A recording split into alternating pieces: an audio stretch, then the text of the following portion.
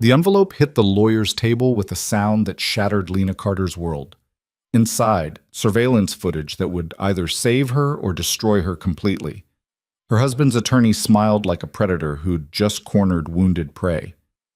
Your Honor, this proves Mrs. Carter has been accepting money from a dangerous criminal. The courtroom erupted. Lena's hands went numb. On that screen, a man she'd met exactly twice. A stranger in an elevator. And $50,000 she never asked for, never wanted, and definitely never spent. The name that followed made the judge go pale. Dominic Vale. If you want to see how Lena survives what comes next, stay until the end, and drop a comment with your city so I can see how far this story travels. The fluorescent lights in the hallway outside courtroom 4B hummed like dying insects. Lena Carter sat on a wooden bench that had probably witnessed 1,000 broken lives before hers, and she wondered distantly if the wood remembered any of them. Her purse, a worn leather thing her mother had given her 6 years ago, sat in her lap. Inside it, her entire financial life, $234, a maxed-out credit card, and 3/4 she'd been saving for laundry. 28 years old, and this is what she had to show for it. The courthouse smelled like floor wax and disappointment. Somewhere down the hall, a baby cried. A security guard's radio crackled with static and bored voices. Lena traced her thumb over a scratch in the bench's armrest and tried to remember when she'd last slept more than 4 hours straight. 3 months. 3 months since Ethan had walked out of their apartment with 2 suitcases and a smile that didn't reach his eyes. I just need some space, Len. This isn't working anymore. As if their marriage were a broken appliance he could just unplug and forget about. 2 weeks later, she'd been served with divorce papers. Her lawyer, a public defender named Patricia Mills, who looked perpetually exhausted, emerged from the courtroom with a file tucked under one arm. They're ready for us. Lena stood. Her skirt was the nicest thing she owned, bought on clearance 4 years ago for a job interview that had gone nowhere. She'd paired it with a white blouse that was starting to pill at the elbows. Patricia had told her to look sympathetic but competent. Lena wasn't sure she could pull off either. How do I look? Lena asked. Patricia gave her a once-over that was more clinical than kind. Like someone who's been working double shifts at a diner for 3 months. Which is good. We want the judge to see you're struggling. I am struggling. I know. Patricia's expression softened slightly. Just remember, answer the questions directly. Don't volunteer information. And whatever you do, don't let Ethan get under your skin. Too late for that. Ethan had been under her skin since she was 22 years old and stupid enough to think charm and good looks were the same thing as character. The courtroom was smaller than she'd expected. She'd seen enough legal dramas to imagine something grand. High ceilings, imposing wood paneling, a sense of gravitas. Instead, it looked like a mid-tier conference room with delusions of importance. The judge's bench sat elevated at the front, the seal of the state hanging behind it like a warning. Rows of benches stretched back toward the doors, mostly empty except for a few people who looked like they were waiting for other cases. And there, at the defendant's table with his lawyer, sat Ethan Cross. He looked good. He always looked good. That was part of the problem. Dark hair swept back just so. A suit that probably cost more than her monthly rent, and that easy smile that had once made her feel like the only person in the room. Now it just made her feel like an idiot for ever believing it was real. His lawyer was a man named Richard Carmichael, 50-something, silver-haired, with the kind of confidence that came from winning cases he probably shouldn't have won. He'd made his reputation defending people with money, and Ethan's family had plenty of that. Which was ironic, considering Ethan had spent most of their marriage claiming they were broke. Lena took her seat next to Patricia. Across the aisle, Ethan leaned back in his chair like he owned the place. Maybe he did. Money had a way of buying ownership in spaces where it shouldn't matter. All rise. Judge Margaret Henley entered from a side door, a woman in her 60s with steel-gray hair and an expression that suggested she'd heard every lie the human race had to offer and wasn't impressed by any of them. Lena stood, her knees unsteady. Be seated. The judge settled into her chair and shuffled through a stack of papers. Case number 47-CV-8832. Cross versus Carter, dissolution of marriage. She looked up, her gaze sweeping across both tables. I've reviewed the filings. Mr. Carmichael, you may proceed. Richard Carmichael stood with the kind of theatrical flourish that made Lena's stomach turn. Thank you, Your Honor. This is a straightforward matter. My client, Mr. Ethan Cross, seeks a fair and equitable division of assets following the irretrievable breakdown of his marriage to Mrs. Carter. However, we have concerns about Mrs. Carter's financial conduct during the separation period. Patricia shot to her feet. Objection. Financial conduct. My client has been working 2 jobs just to keep a roof over her head, while Mr. Cross has been living in his parents' summer house. Miss Mills, I'll hear the argument before I sustain or overrule. Judge Henley's tone was flat. Mr. Carmichael, what exactly are you alleging? Your Honor, we have evidence that Mrs. Carter has been receiving substantial financial support from an outside party, support she has failed to disclose in any of her financial declarations. Lena's head snapped toward Patricia, panic climbing her throat. What is he talking about? Patricia held up a hand. Your Honor, this is the first we're hearing of any such allegation. Because she's been hiding it, Carmichael interrupted, his voice smooth as poison. We have documentation, video evidence, in fact. The judge's eyes narrowed. Video evidence of what exactly? Of Mrs. Carter accepting money from a known criminal associate. Carmichael pulled a flash drive from his briefcase with the air of a magician revealing his final trick. If I may approach? You may. Lena watched, her pulse hammering in her ears, as Carmichael crossed to the judge's bench and handed over the drive. A bailiff inserted it into a computer and a screen on the wall flickered to life. The footage was grainy, black and white, the kind of security camera quality that turned everything slightly unreal. But Lena recognized the location immediately. The elevator in her apartment building. And there she was, stepping inside, exhausted and carrying 2 bags of groceries that had nearly broken her budget that week. The timestamp read 3 weeks ago. 11:47 p.m. A man stepped into the elevator behind her just before the doors closed. Lena remembered him. Tall, broad-shouldered, wearing an expensive coat that looked out of place in her building. Dark hair, dark eyes, and a face that could have been carved from stone. He'd nodded at her politely. She'd nodded back. Do you live here? He'd asked. His voice had been low, controlled.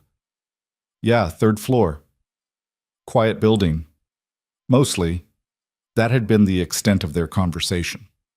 30 seconds of pleasantries between strangers in an elevator. But on the screen, the way the footage was edited, the way it lingered on his face, and then hers, it looked like something else.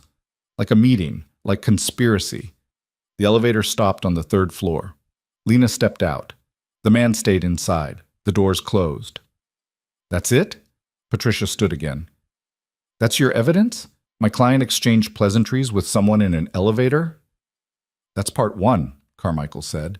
He sounded pleased with himself. May I continue, Your Honor? Judge Henley waved a hand. The screen cut to different footage. This time, the parking garage beneath Lena's building.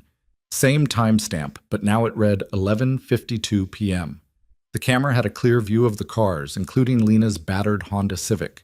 She watched herself get out of the elevator, struggling with the grocery bags, fumbling for her keys. And then, motion at the edge of the frame, the man from the elevator moving with deliberate purpose toward her car. He looked around once, checking for witnesses, then pulled something from inside his coat. An envelope. He placed it carefully on the windshield, tucked beneath the wiper blade, and walked away. Lena felt the blood drain from her face. She remembered that envelope. She'd found it the next morning, had assumed it was a flyer or some kind of advertisement. She'd opened it in her car before work, and $50,000. $50,000 in cash. She'd nearly driven off the road. Your Honor, that envelope contained $50,000 in cash, Carmichael said, his voice cutting through Lena's spiraling thoughts. Mrs. Carter discovered it the following morning, and rather than report it to the police, rather than attempt to return it, she kept it. That's not... Lena started to speak, but Patricia grabbed her arm. Your Honor, my client did no such thing. We have bank records, Carmichael continued, speaking over her.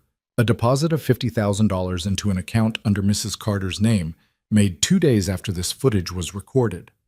The courtroom seemed to tilt. Lena gripped the edge of the table. I never deposited that money. I never... Patricia's grip on her arm tightened. Don't say anything else. But it was too late. The judge was looking at her now, and the expression on Judge Henley's face had shifted from bored neutrality to sharp interest. "Mr. Carmichael," the judge said slowly, "do you have documentation regarding the source of this money? Who is this man?" "We do, Your Honor." Carmichael pulled a folder from his briefcase, flipping it open with practiced ease. "The man in the footage is Marcus Dre, a known associate of Dominic Vale." The name hit the courtroom like a physical force. Someone in the gallery gasped. The bailiff's expression went carefully blank. Even Judge Henley sat back slightly in her chair. Lena had heard the name before. Everyone in the city had. Dominic Vale wasn't just a criminal. He was the criminal. The man whose name appeared in newspapers with words like alleged and suspected, because no prosecutor had ever been able to make anything stick. Racketeering, extortion, money laundering, the list went on. But Vale operated in shadows and silence, protected by lawyers and fear in equal measure. "Your Honor," Patricia said, and her voice had lost some of its steadiness, "this is clearly a setup. My client has never met Dominic Vale. She's never had any contact with—" "That may be true," Carmichael interrupted, "but the evidence suggests she's been receiving money from his organization, and I'd like to know why." "I didn't take any money," Lena's voice cracked. She was standing now, though she didn't remember getting to her feet. "I found that envelope, and I called the police non-emergency line. I tried to turn it in. They told me to bring it to the station, and I was going to, but you never did," Carmichael said softly. "No, Lena's mind raced, trying to piece together what had happened. She'd called the police. She remembered the officer on the phone sounding bored, telling her to come in and file a report. But then her shift at the diner had run late, and her car had broken down, and by the time she'd gotten home that night, the envelope was gone. She'd assumed she'd misplaced it, lost it somewhere in the chaos of her collapsing life. She'd barely had time to breathe, let alone think about phantom cash from a stranger." "Your Honor," Carmichael said, "we believe Mrs. Carter has been involved with Vale's organization, possibly as a courier or intermediary. The timing of this payment coincides with my client's decision to file for divorce. We believe she may have been planning to hide assets." "This is insane," Patricia cut in. "You're accusing my client of being a criminal based on surveillance footage of a stranger putting an envelope on her car? Where's your proof of deposit? Where's this mysterious bank account?" Carmichael produced another document. "Sapphire Coast Credit Union. Account opened 3 weeks ago under the name L. Carter. $50,000 cash deposit made on—" "I didn't open any account." Lena's voice was too loud, echoing off the courtroom walls. "I've never even heard of Sapphire Coast Credit Union." Judge Henley raised a hand. "Everyone sit down, now." Lena sank back into her chair. Her hands were shaking. This couldn't be happening. This was a divorce hearing, a simple division of assets from a failed marriage. She wasn't supposed to be defending herself against accusations of what exactly? Criminal conspiracy? Money laundering? "Mr. Carmichael," the judge said, her tone icy, "if you're alleging criminal conduct, this is not the appropriate venue. This is family court, not—" "We're not alleging criminal conduct, Your Honor. We're simply establishing that Mrs. Carter has undisclosed income that needs to be factored into the asset division. If she wants to claim she's destitute while sitting on $50,000, I don't have $50,000. Lena's voice broke. "I don't have anything." The courtroom doors opened. The sound was soft, just the whisper of hinges and the click of expensive shoes on tile. But something in that sound made everyone turn. The man who entered was tall, well over 6 feet, and moved with the kind of fluid control that suggested either military training or something darker. He wore a charcoal suit that probably cost more than Lena's car, tailored so perfectly it seemed like a second skin. Dark hair, dark eyes, and a face that could have been handsome if it weren't so completely devoid of warmth. He scanned the courtroom with clinical precision, his gaze passing over the judge, the lawyers, Ethan, and stopping on Lena. Recognition slammed into her. The elevator, the man from the footage. Marcus Dre, Carmichael had called him. An associate of Dominic Vale. He didn't smile, didn't acknowledge her beyond that single measuring look. Then he moved to the back row of benches and sat down, folding his hands in his lap like he'd come to watch a show. Judge Henley's eyes tracked him with visible wariness. "Sir, this is a closed hearing, unless you're involved in this case." "He's not," Carmichael said quickly, too quickly. Your Honor, if we could continue, I'd like to know who just walked into my courtroom. Marcus Dre spoke for the first time. His voice was exactly as Lena remembered, low, controlled, and completely unreadable. Marcus Dre, I'm here as an observer. Observers aren't permitted in family court proceedings. My apologies. He stood with the same fluid grace he'd used to sit down.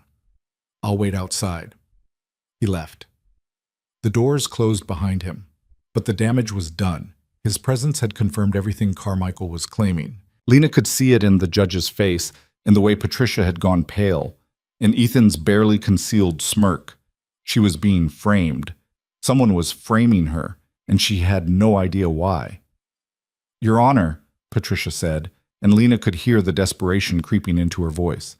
I request a recess. My client needs time to review these allegations and prepare a proper response. Denied. Judge Henley's expression had hardened. Mr. Carmichael, do you have any additional evidence? Not at this time, Your Honor, but we reserve the right to present more as we discover it. Ms. Mills, do you have anything to refute these claims? Patricia looked at Lena, who could only shake her head helplessly. What was there to say? The footage was real. The money had been real. The fact that she had no idea where it had gone or how someone had opened a bank account in her name didn't change any of that. We need time to investigate, Patricia said finally. This is clearly some kind of setup, but without access to the supposed bank records, without time to— I'll give you 1 week, the judge said. 7 days to provide documentation refuting Mr. Carmichael's claims. If you can't produce evidence that this money doesn't exist or that Mrs. Carter had no knowledge of it, I'm going to assume it's a legitimate asset and factor it into my decision accordingly.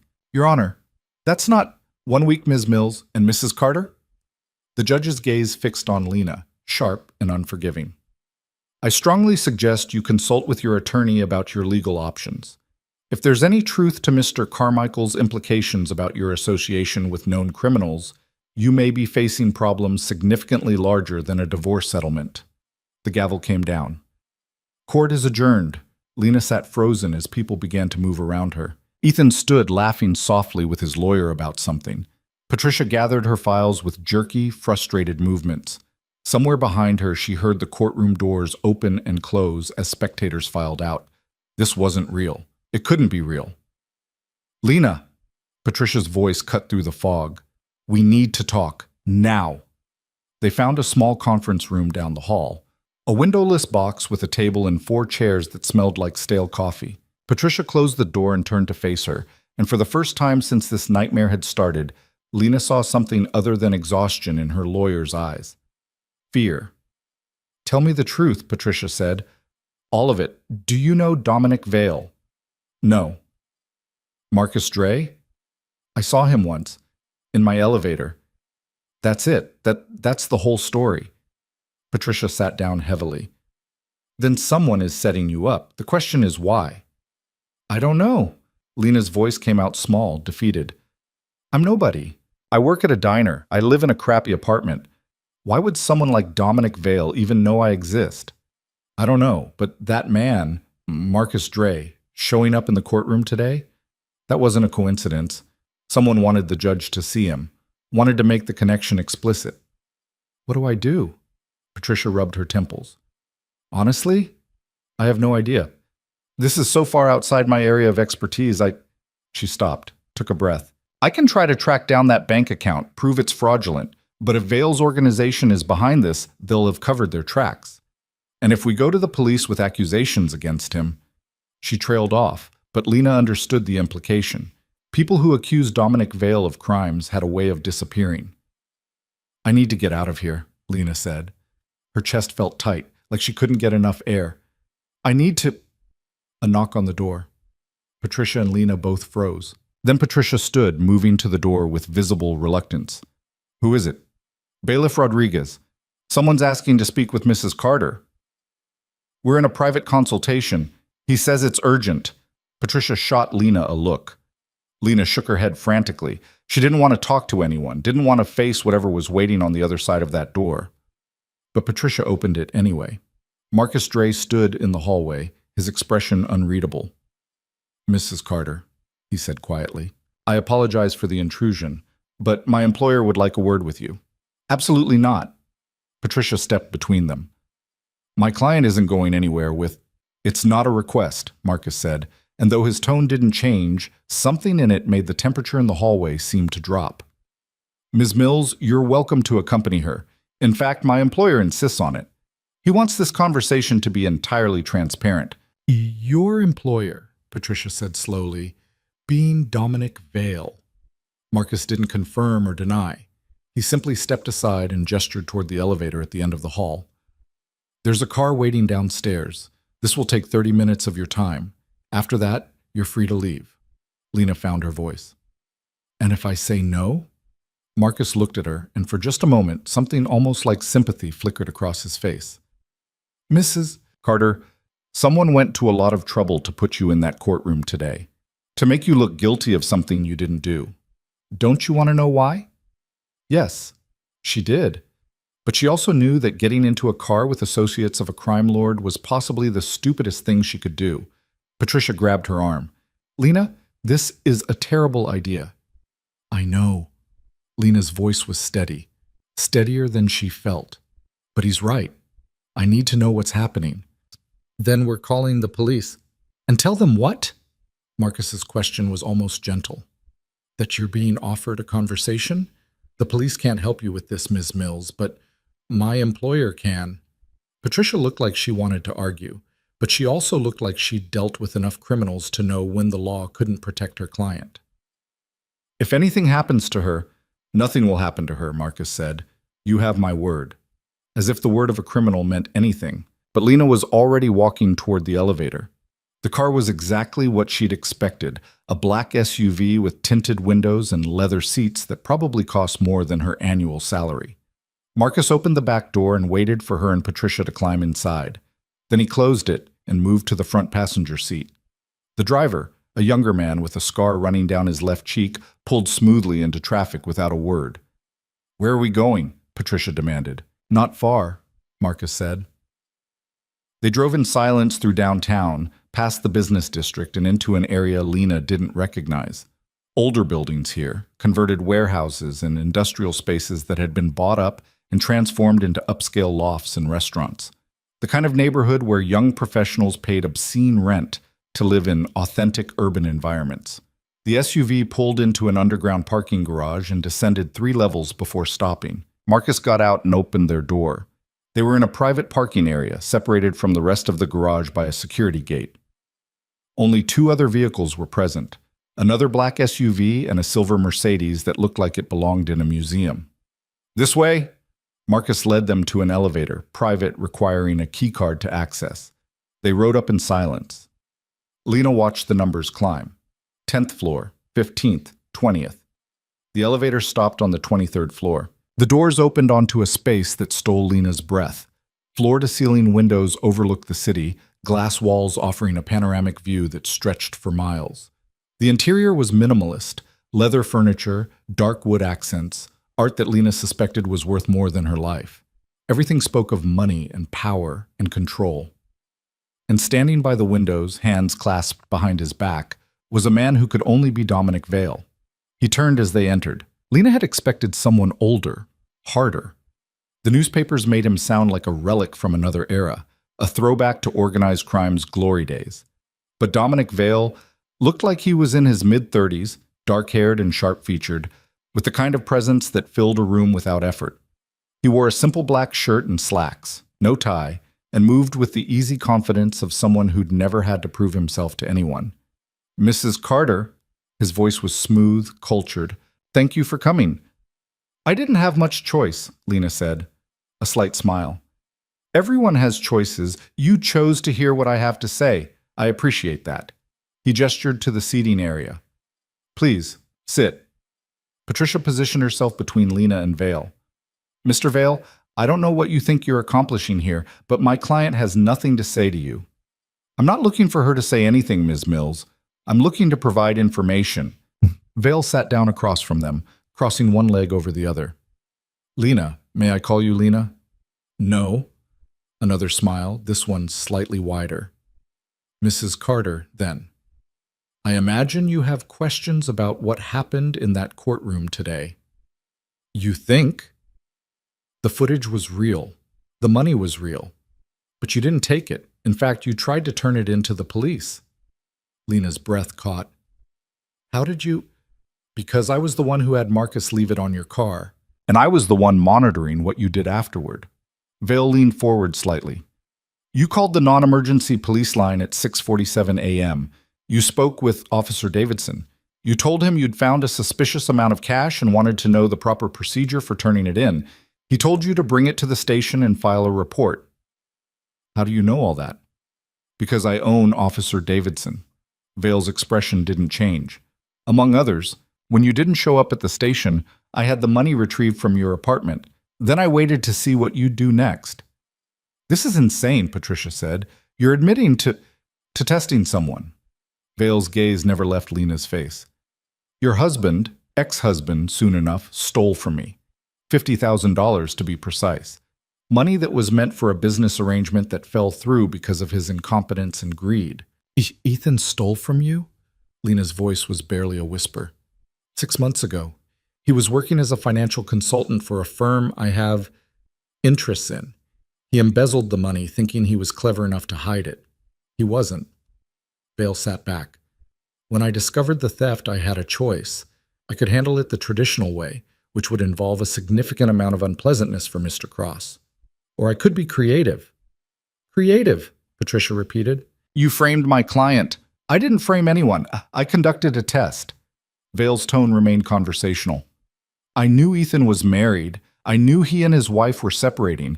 So I wondered, was Mrs. Carter involved in the theft? Was she complicit? Or was she simply another victim of her husband's greed?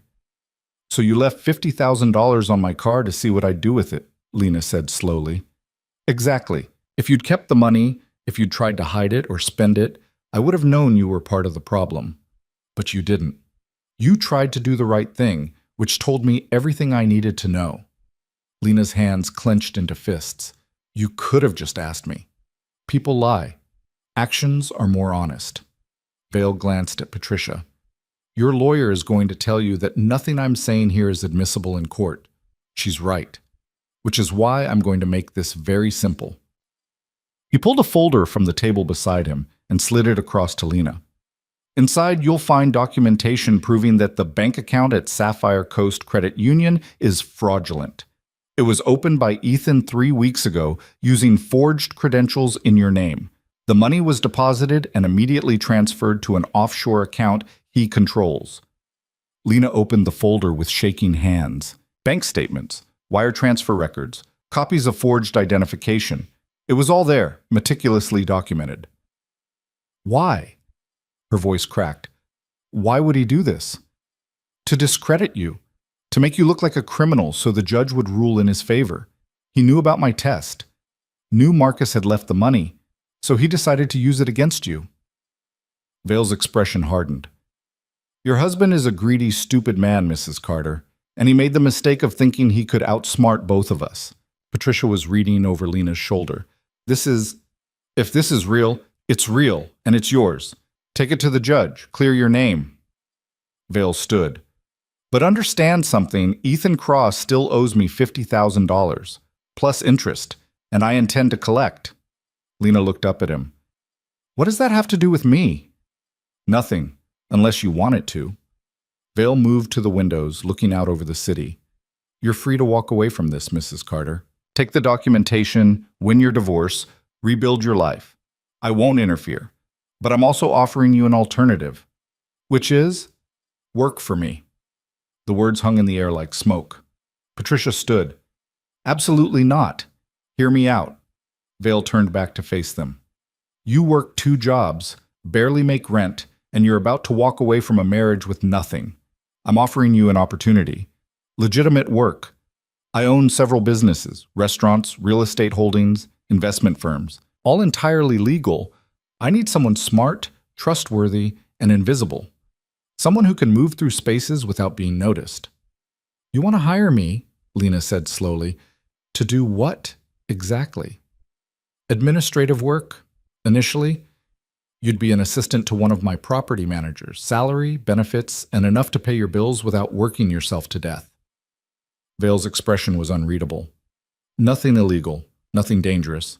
Just work. Why would you do that? Because you passed my test. And because people who can be trusted are rarer than you'd think. He pulled a business card from his pocket and set it on the table. Take the weekend. Think about it. If you're interested, call that number Monday morning. Lena stared at the card. It was simple, expensive-looking cardstock with nothing but a phone number printed in black ink. And if I say no, then you say no. The documentation is yours either way. Consider it compensation for the inconvenience of being caught in the middle of my disagreement with your husband. Marcus appeared from somewhere. Lena hadn't even noticed him leave. The car is ready. Vale nodded. Miss Mills, Mrs. Carter, it's been a pleasure. They rode the elevator down in silence. Got back into the SUV. Marcus drove them back to the courthouse without a word. When he opened the door to let them out, he handed Patricia another folder. Additional copies, he said, in case you need them. Then he was gone, the SUV pulling away into traffic like none of this had ever happened. Patricia stared at the folder in her hands. That was, insane, Lena finished. I was going to say extremely illegal, but yes, insane works too. Patricia looked at her.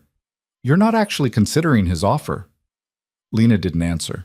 She was thinking about her apartment, about the eviction notice she'd received last week, about the shifts at the diner where her feet ached and drunk men called her sweetheart and left dollar tips, about the life she'd built with Ethan that had turned out to be nothing but lies. I need to think, she said finally. They went back inside, filed the new documentation with the clerk's office. Patricia promised to contact the judge's chambers first thing Monday morning and request an emergency hearing. And Lena went home to her empty apartment with Dominic Vale's business card burning a hole in her pocket. She didn't sleep that night, just sat by her window watching the city lights and trying to understand how her life had become something out of a crime novel. Somewhere out there, Ethan was probably celebrating. Probably thought he'd won.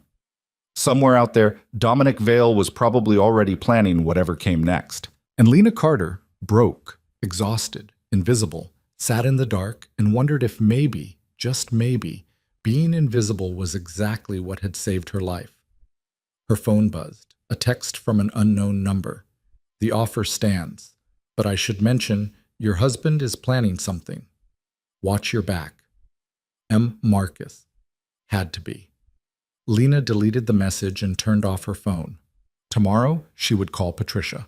Tomorrow, she would figure out next steps. Tomorrow, she would start picking up the pieces of her shattered life. But tonight, she sat in the dark and admitted to herself what she'd been avoiding since she'd walked into that courtroom. She was tired of being invisible. She was tired of being broke. She was tired of being a victim.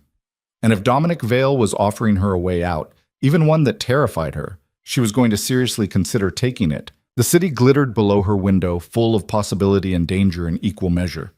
Lena Carter watched it until dawn. Monday morning came with rain that turned the city gray and mean. Lena stood outside the courthouse at 7:30, clutching a coffee she couldn't afford, and watching water stream down the windows of Patricia's office building across the street. Her lawyer had texted her at 6 a.m., emergency hearing scheduled for 9. Judge Henley wanted answers. Lena had answers. She just wasn't sure the judge would believe them. The business card sat in her wallet, a small rectangle of expensive paper that somehow felt heavier than it should. She'd pulled it out a dozen times over the weekend, stared at the number, put it back. Never called. Couldn't quite bring herself to throw it away either. Lena. She turned. Patricia was hurrying up the courthouse steps, umbrella fighting a losing battle against the wind. Her hair was wet, her briefcase dripping, and she looked like she'd been up all night. You look terrible, Lena said. I spent 14 hours going through Vale's documentation. Patricia shook out her umbrella with more force than necessary. It's real. All of it. The forged IDs, the wire transfers, everything. Ethan's fingerprints are all over this. Can we prove it? In a criminal court? Maybe. Here? Patricia's expression was grim. I don't know. Henley's smart. She'll see what Vale gave us for what it is. Evidence obtained through illegal surveillance by a known criminal. That doesn't make it inadmissible in family court, but it makes it suspect. They pushed through the courthouse doors. Security, metal detectors, the same fluorescent lights that made everything look sickly. Lena's hands shook as she emptied her pockets into the plastic tray. "Did you call him?" Patricia asked quietly as they waited for the elevator. "No." "Good. Don't." The elevator doors opened. They stepped inside. "Whatever Vale's offering, it's not worth getting tangled up with someone like him. You use his documentation, you win the divorce, and you walk away clean." Lena nodded. She didn't mention the text from Marcus. Didn't mention that she'd spent Saturday night sitting in her car outside Ethan's parents' house, watching the windows and wondering what he was planning. Didn't mention the new lock she'd had installed on her apartment door or the baseball bat she'd put under her bed. The courtroom was already half full when they arrived. More people than Friday. Word had gotten out, apparently, that something interesting was happening in courtroom 4B. Lena recognized a few faces from the courthouse hallways, lawyers and clerks who'd probably heard about Dominic Vale's name being dropped and wanted to watch the show. Ethan sat at his table, relaxed and confident. Richard Carmichael looked less pleased, his jaw was tight, and he kept glancing at his phone like he was expecting bad news. Maybe he was. Lena took her seat. Patricia laid out their folders with military precision, and Lena tried to ignore the feeling that something was about to go very, very wrong. "All rise." Judge Henley entered, and this time there was no boredom in her expression. She looked sharp, alert, and deeply annoyed. She settled into her chair and fixed both tables with a look that could cut glass. "Ms. Mills, Mr. Carmichael, I read your emergency filings, both of them." She paused. "Would either of you care to explain to me how a simple divorce case has turned into an episode of a crime drama?" Patricia stood. "Your Honor, we have new evidence that directly refutes Mr. Carmichael's allegations about my client's financial conduct." "New evidence obtained how, exactly?" "Through an independent investigation." "Conducted by whom?" Silence. Patricia's jaw worked. Finally, "We're not at liberty to disclose our sources, Your Honor." Carmichael was on his feet. "Your Honor, this is outrageous.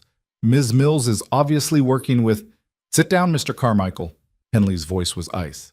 "Both of you approach the bench. Now."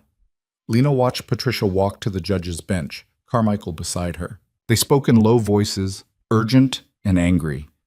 She couldn't hear the words, but she could see Patricia's shoulders going rigid, could see Carmichael gesturing with sharp, frustrated movements. Then the courtroom doors opened. Lena didn't turn. She didn't need to.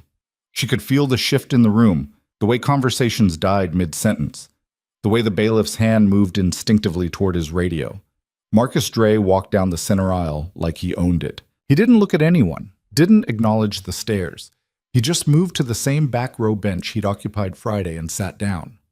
This time, he wasn't alone. Two other men entered behind him. One was older, gray-haired, wearing a suit that screamed expensive lawyer. The other was younger, built like he spent his life in a gym, with dead eyes and a scar across his knuckles that told Lena exactly what kind of work he did. Judge Henley's head snapped up. "Bailiff, remove those men from my courtroom immediately." "That won't be necessary, Your Honor." The gray-haired man's voice was smooth, cultured. "My name is Arthur Weston. I'm an attorney representing a party with a vested interest in these proceedings. No one in this courtroom has standing except the parties to the divorce. My client has documentation proving that Mr. Ethan Cross engaged in fraudulent activity that directly impacts the asset division in this case." Weston pulled a folder from his briefcase. "We're prepared to submit this as a motion to intervene." Carmichael's face had gone white. "Your Honor, this is clearly an intimidation tactic. I said approach the bench." Henley's voice could have frozen lava. "All of you, now." Weston joined Patricia and Carmichael at the judge's bench. The conversation that followed was heated.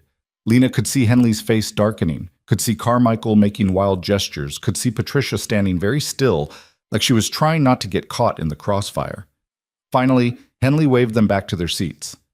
"Here's what's going to happen," the judge said, her voice carrying across the silent courtroom.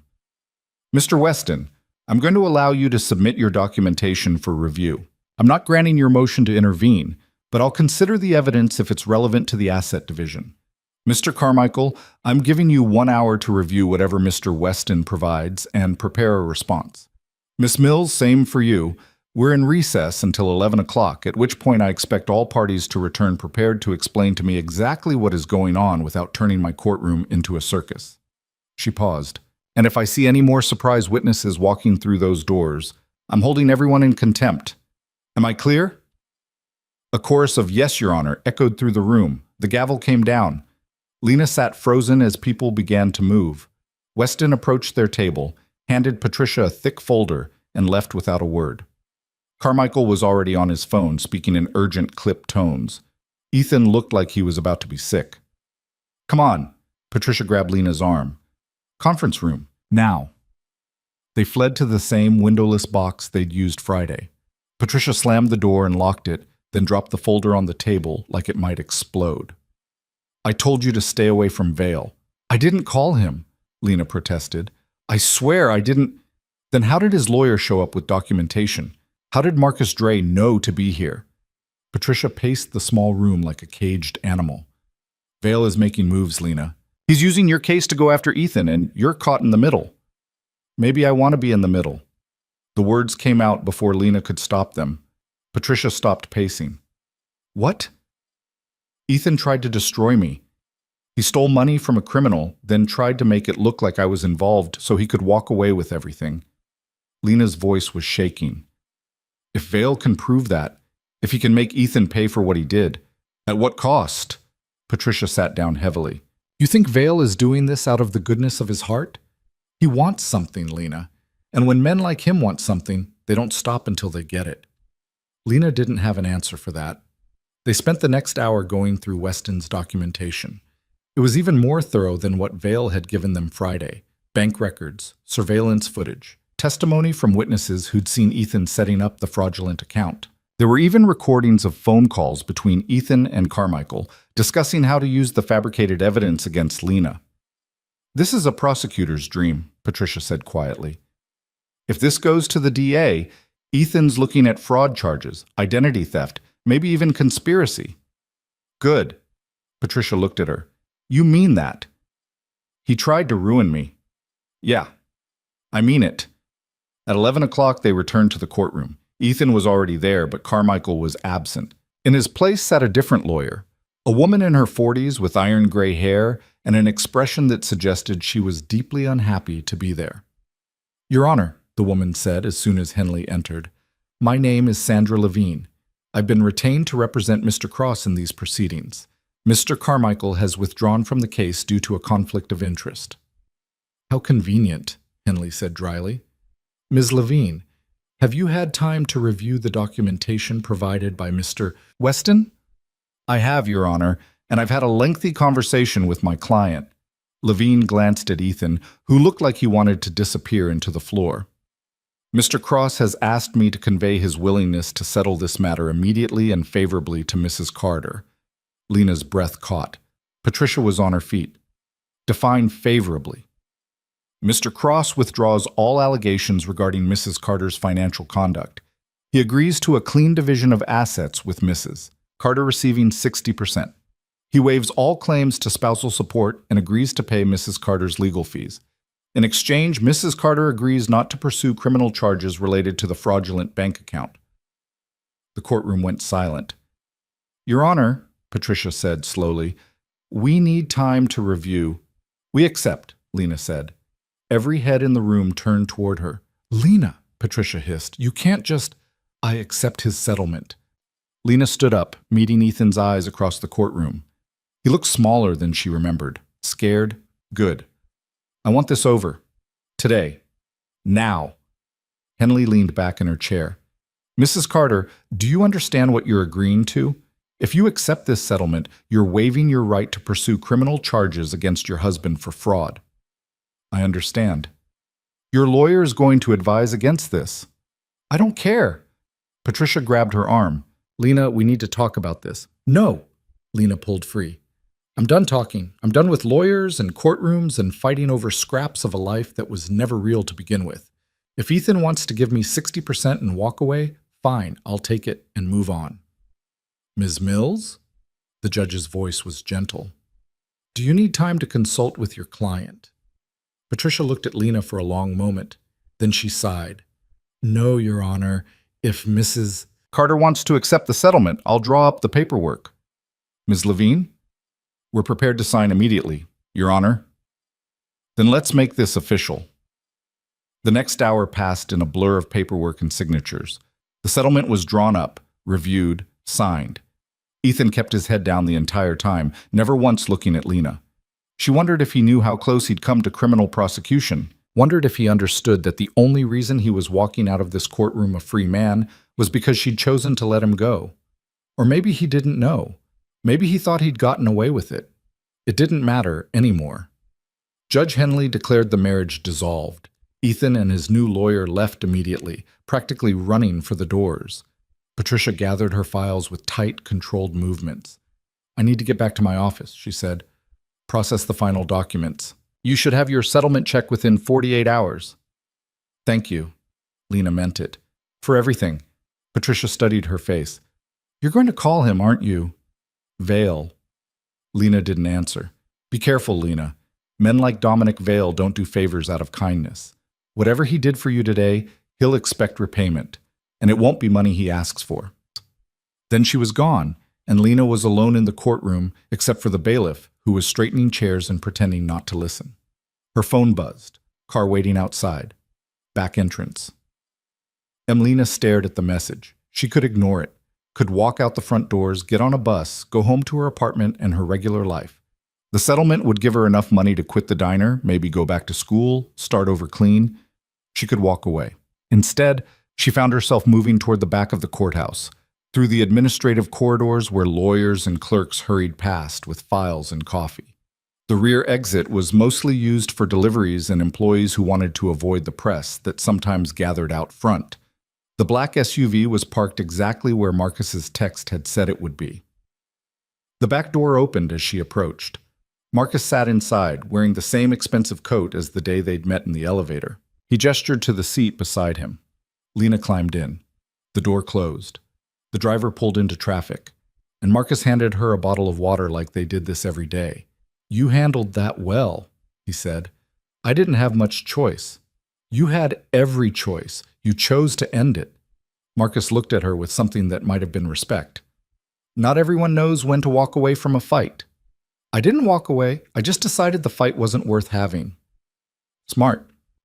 The SUV merged onto the highway, heading out of downtown. My employer would like to meet with you again, if you're amenable. I figured. They drove in silence for a while. Lena watched the city slide past the tinted windows, neighborhoods she'd never been able to afford, buildings where people lived lives she couldn't imagine. The settlement money would help, but it wouldn't change who she was or where she came from. The SUV pulled into the same underground garage as Friday. Same elevator, same key card. But this time, when the doors opened on the 23rd floor, the space was different. Where Friday's meeting had been in the main room with the panoramic windows, today Marcus led her down a hallway to a smaller office. Warmer somehow, with dark wood furniture and leather chairs that looked comfortable rather than intimidating. Books lined one wall, real books, not the kind people bought to look smart. A fire crackled in a fireplace that probably cost more than her car. Dominic Vale sat behind a desk, reading something on a tablet. He looked up as they entered and smiled. Mrs. Carter, please sit. Marcus left without a word, closing the door behind him. Lena sat. Vale set aside his tablet and leaned back in his chair, studying her with the same unsettling intensity as Friday. Congratulations on your divorce, he said. Thanks for making it happen. I didn't make anything happen. I simply provided information. What you did with it was your choice. He paused. You could have pursued criminal charges against your ex-husband, ruined him completely. You chose mercy instead. Why? Lena considered lying, decided against it. Because I wanted it over, and because watching him squirm was enough. Vale laughed, a genuine sound that surprised her. Honest, I appreciate that. He stood, moving to a cabinet beside the fireplace and pulling out 2 glasses and a bottle of something amber. Drink? It's 11:30 in the morning. Is that a no? Lena thought about the last 72 hours. The courtroom, the accusations, the fear. Make it a double. Vale poured 2 generous measures and handed her one. The liquor burned going down, but it was a good burn. Expensive. You didn't call me, Vale said, settling into the chair across from hers. I didn't know what to say. Most people would have questions, concerns. You strike me as someone with both. Lena took another drink, felt the warmth spread through her chest. Why me? You could hire anyone. Why offer a job to a broke waitress you've never met? Because you're smart, loyal, and invisible. That combination is rarer than you'd think. Vale swirled his glass. Most people in my world are visible. They want to be seen, want recognition, want power. That visibility makes them liabilities. But you? He gestured at her with his glass. You move through the world without leaving traces. People don't remember you, don't notice you. That's valuable. You want to hire me to be forgettable. I want to hire you to be effective. Forgettable is just part of the package. Vale leaned forward. I meant what I said Friday. Legitimate work. Nothing illegal. You'd start as an administrative assistant at one of my property management companies. Basic office work, scheduling, correspondence, tenant relations. $45,000 a year to start, full benefits, and a company apartment if you need it. $45,000. Lena made 22 working 2 jobs. What's the catch? No catch. You do good work. You keep your job. You don't ask questions about my other businesses, and I don't involve you in them. And if I want to quit, you quit. I'm not in the business of keeping employees prisoner. Vale finished his drink and set the glass down. But I should be clear about something, Mrs. Carter.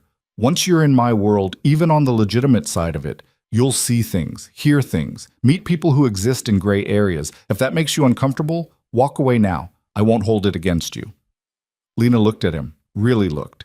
He was younger than she'd expected, but his eyes were old. The eyes of someone who'd seen too much and done worse. He was offering her a lifeline, but she wasn't naive enough to think it came without strings. I need to think about it, she said finally. Of course. Take the week. Call Marcus when you decide. Vale stood, signaling the end of their meeting. In the meantime, your settlement check should clear by Wednesday. I've arranged for it to be expedited. You don't need to... Consider it a gesture of goodwill. He walked her to the door. And Mrs. Carter, be careful for the next few days. Your ex-husband took a significant financial hit today. He also knows I was involved in exposing his fraud. Men like Ethan don't handle humiliation well. The warning sent ice down her spine. You think he'll come after me? I think he's cornered and stupid. Bad combination. Vale opened the door. Marcus was waiting in the hallway. Marcus will take you wherever you need to go, and he'll be keeping an eye on your apartment for the next few days, just in case. Lena wanted to protest, wanted to say she could take care of herself. But the truth was, she was scared. And if Dominic Vale was worried enough to assign security, that meant the danger was real. Thank you, she said quietly. Don't thank me yet. You haven't decided if you're going to accept my offer. Marcus drove her home in silence, pulled up to her building, and waited while she got out. I'll be around, he said through the open window. You won't see me, but I'll be here. Then he was gone, and Lena was climbing the stairs to her apartment alone. Inside, everything looked the same, her secondhand furniture, her dishes in the sink, the life she'd built that suddenly felt too small. She pulled out Vale's business card and set it on her kitchen counter, stared at it while she made coffee, stared at it while she changed out of her court clothes into jeans and a sweater, stared at it while she tried to figure out what the hell she was going to do with the rest of her life. Her phone rang. Unknown number she almost didn't answer, then thought about Marcus's warning about Ethan and decided she needed to know. Hello? Lena. Ethan's voice, tight and angry. We need to talk. We have nothing to talk about. The divorce is final. You think you won? You think humiliating me in court was winning? He was drunk. She could hear it in the way his words slurred slightly. You brought a fucking crime lord into our divorce, Lena. Do you have any idea what you've done? I didn't bring anyone anywhere. You did this to yourself. He's going to kill me. You understand that? Dominic Vale doesn't forgive debts. Something cold settled in Lena's chest. Then you should have thought about that before you stole his money. I'll pay him back. I just need time. Not my problem anymore, Ethan. You're right. It's not your problem. It's your fault. His voice dropped, became something uglier. You could fix this. You could talk to Vale, tell him it was a misunderstanding. Goodbye, Ethan. Lena, wait. She hung up, blocked the number, sat down on her couch, and tried to stop shaking. He was scared. Good. He should be scared. But the venom in his voice, the desperation, that worried her. Marcus was right. Cornered and stupid was dangerous. Her phone buzzed again. This time, a text from a number she didn't recognize. Everything okay?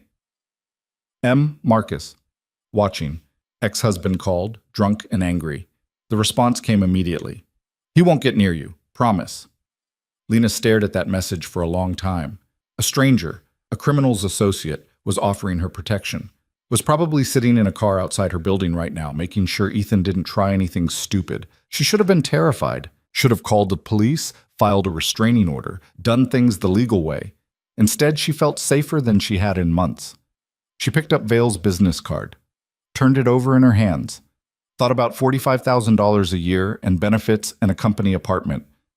Thought about not being invisible in the bad way, the way where no one cared if she disappeared, but being invisible in the way Vale had described, moving through the world effectively, competently, valued. She thought about Ethan's voice on the phone, scared and angry, and blaming her for his own choices. And she thought about the settlement check that would clear Wednesday.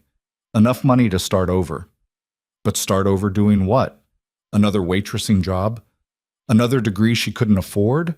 Another relationship that would end in betrayal? Or something different? Something that scared her and intrigued her in equal measure. Lena pulled out her phone and typed a message to Marcus's number. Tell Vale I'm interested. When can I start? The response came 30 seconds later. He'll be pleased. Can you meet tomorrow morning? 9 a.m.? Yes, same place. Marcus will pick you up at 8:30. And just like that, Lena Carter made a choice that would change everything. She didn't sleep that night either, but this time it wasn't fear keeping her awake. It was possibility. Dangerous, uncertain possibility that felt like the first real choice she'd made in years. At 8:20 the next morning, she stood outside her building in her best interview outfit. The same skirt from court, a different blouse, shoes she'd polished the night before. The black SUV pulled up exactly at 8:30. Marcus got out and opened the door for her. Ready? He asked. Lena looked back at her building one last time, at the life she was leaving behind. Yeah, she said. I'm ready. She climbed into the SUV, and it pulled away from the curb, carrying her toward a future she couldn't predict and wasn't entirely sure she wanted. But it was hers. Her choice. Her risk. And for the first time in a very long time, Lena Carter felt like she was the one in control. The building looked different in morning light. Less intimidating, more like the kind of upscale office complex where tech startups rented space and pretended to change the world. Marcus led her through a side entrance this time, bypassing the main lobby with its marble floors and uncomfortable modern furniture. They took a service elevator that required 2 different keycards and a thumbprint scanner. Security's tight, Lena observed. Vale doesn't take chances. Marcus pressed the button for the 8th floor. You'll get your own credentials this afternoon. Access to the floors you need, restrictions on everything else. The elevator opened onto a hallway that smelled like fresh paint and expensive carpet. Through glass walls, Lena could see offices, real offices, with people working at computers, talking on phones, doing normal business things. A woman walked past carrying a stack of folders, barely glancing at them. A man in shirt sleeves stood by a printer, swearing quietly at a paper jam. It looked legitimate. Aggressively, almost suspiciously legitimate. Vale Property Management occupies floors 7 through 9, Marcus explained as they walked. Residential holdings mostly, apartment buildings, condos, some commercial real estate. About 40 employees total. Most of them have no idea who really owns the company. And the ones who do? No better than to talk about it. Marcus stopped at a door marked Executive Offices and knocked once. Come in. Vale sat behind a different desk than yesterday. This one, modern glass and chrome, covered with papers and a laptop showing what looked like architectural blueprints. He wore a dark suit today, professional and polished. If Lena had passed him on the street, she would have guessed tech executive or investment banker. Nothing about him screamed criminal. That was probably the point. Mrs. Carter. He stood, gesturing to a chair. Coffee? There's a pot in the corner. I'm fine. Suit yourself. Vale nodded to Marcus, who left without a word. Then he settled back into his chair and studied her with that unsettling directness. You decided quickly. I needed the money. You're offering money. Seemed straightforward. Nothing about this is straightforward, and we both know it. Vale pulled a folder from a drawer and slid it across the desk. Employment contract. Standard terms, salary, benefits, non-disclosure agreement. Read it carefully before you sign. Lena opened the folder. The contract was thick, at least 20 pages of dense legal language. She started reading, expecting the usual corporate boilerplate. The first 10 pages were exactly that. Salary, vacation time, health insurance, 401k matching. Better benefits than she'd ever had in her life. But then she hit page 11 and the language changed. Employee agrees to maintain absolute confidentiality regarding all aspects of employment, including but not limited to business operations, client information, personnel matters, and any activities witnessed or overhead during the course of employment. Employee understands that breach of this confidentiality may result in immediate termination and legal action. Legal action, Lena said. That's vague. Intentionally. Vale's expression didn't change. I need you to understand something. The work I'm offering is legitimate, but the people you'll encounter, the conversations you'll overhear, some of that exists in gray areas. I need to know you can keep your mouth shut. And if I can't, then this isn't the job for you. Vale leaned forward slightly. I'm not threatening you, Mrs. Carter. I'm being honest. This position requires discretion. If you're the type to gossip, to share stories over drinks with friends, to post about your day on social media, walk away now. No hard feelings. Lena thought about the past 3 months. The isolation, the way she'd stopped talking to most of her friends because she couldn't afford to go out, couldn't handle their pity, couldn't explain what her life had become, the way she'd learned to move through the world without leaving traces. I can keep my mouth shut, she said. Prove it. Tell me something you've never told anyone. The request caught her off guard. Lena looked up from the contract, meeting Vale's eyes. He wasn't joking. He wanted a secret, payment for trust. When I was 19, my mother got sick, Lena heard herself say. Cancer. She needed treatment that insurance wouldn't cover. Experimental drugs, out-of-network specialists. My father had left when I was 10, so it was just us. She paused, remembering. I stole money from the restaurant where I worked. Not much, $20 here, $40 there. Enough to help with the bills. Enough that my mother never had to know we were drowning. Did she survive? No, she died 6 months later. Lena's voice was flat. And the money I stole? Turned out the restaurant owner knew the whole time. He never said anything, never called the police. Just let me do it because he felt sorry for me. After the funeral, he fired me, said he couldn't keep someone dishonest on staff, even if he understood why I did it. Vale was silent for a long moment. Then, you've never told anyone that story? No. Not even your ex-husband? Especially not him. Lena closed the contract. Ethan thought I was perfect, sweet, honest, uncomplicated. If he'd known I was capable of stealing, of lying, he would have used it against me, just like he used everything else. Smart. Vale stood and moved to the window, looking out over the city. People think honesty is about telling the truth. It's not. It's about knowing when to keep your mouth shut. You understand that. Good. Lena picked up the pen from the desk, flipped to the last page of the contract. Her hand hovered over the signature line. This was it. The moment where she either signed her name and stepped into Dominic Vale's world or walked away and went back to her regular life. The settlement money would be enough to coast for a while, find another job, something safe and boring and normal. She signed her name. Vale turned from the window, and something that might have been satisfaction flickered across his face. Welcome to the company, Mrs. Carter. Your direct supervisor is Helen Torres. She manages the residential portfolio. Marcus will introduce you. She doesn't know about me, so as far as she's concerned, you're just another new hire. What if she asks questions about how I got the job? Tell her a recruiter reached out, which is technically true. Vale moved back to his desk and pressed a button on his phone. Helen, can you come to my office? 60 seconds later, the door opened and a woman entered. Mid-40s, dark hair pulled back in a practical ponytail, wearing slacks and a blazer that had seen better days. She carried a tablet and an expression that suggested she had about 15 things to do and no time for any of them. Helen Torres, meet Lena Carter. She's starting today as your new administrative assistant. Helen's eyes narrowed slightly. I wasn't aware we'd approved a new hire. I approved it, Vale said smoothly. Mrs. Carter comes highly recommended. She'll be handling scheduling, tenant correspondence, and general office support. I trust you'll bring her up to speed? Helen looked Lena up and down, clearly trying to figure out what was really going on. In her position, Lena would have been suspicious too.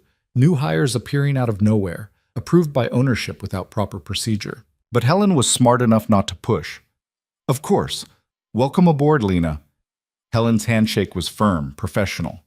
Let's get you set up. We've got a showing at 11 and 3 tenant complaints that need responses by end of day. I'll leave you to it, Vale said, already turning back to his laptop. Dismissed. Lena followed Helen out of the office, down the hallway to a smaller workspace with a desk, computer, and a window overlooking the parking lot. Not glamorous, but better than the break room at the diner where she'd been eating lunch on overturned milk crates. Okay. Helen set her tablet down and fixed Lena with a direct stare. I'm going to be straight with you. I don't know how you got this job, and I don't particularly care. What I care about is whether you can do the work. Can you use Excel? Yes. Google Calendar? Yes. Can you talk to angry tenants without losing your temper or crying? Lena thought about the number of times drunk men had yelled at her over cold eggs. Yeah, I can handle angry people. Good. Because about 60% of this job is dealing with people who think their broken dishwasher is a personal attack. Helen pulled up a chair and opened her tablet. Here's how this works.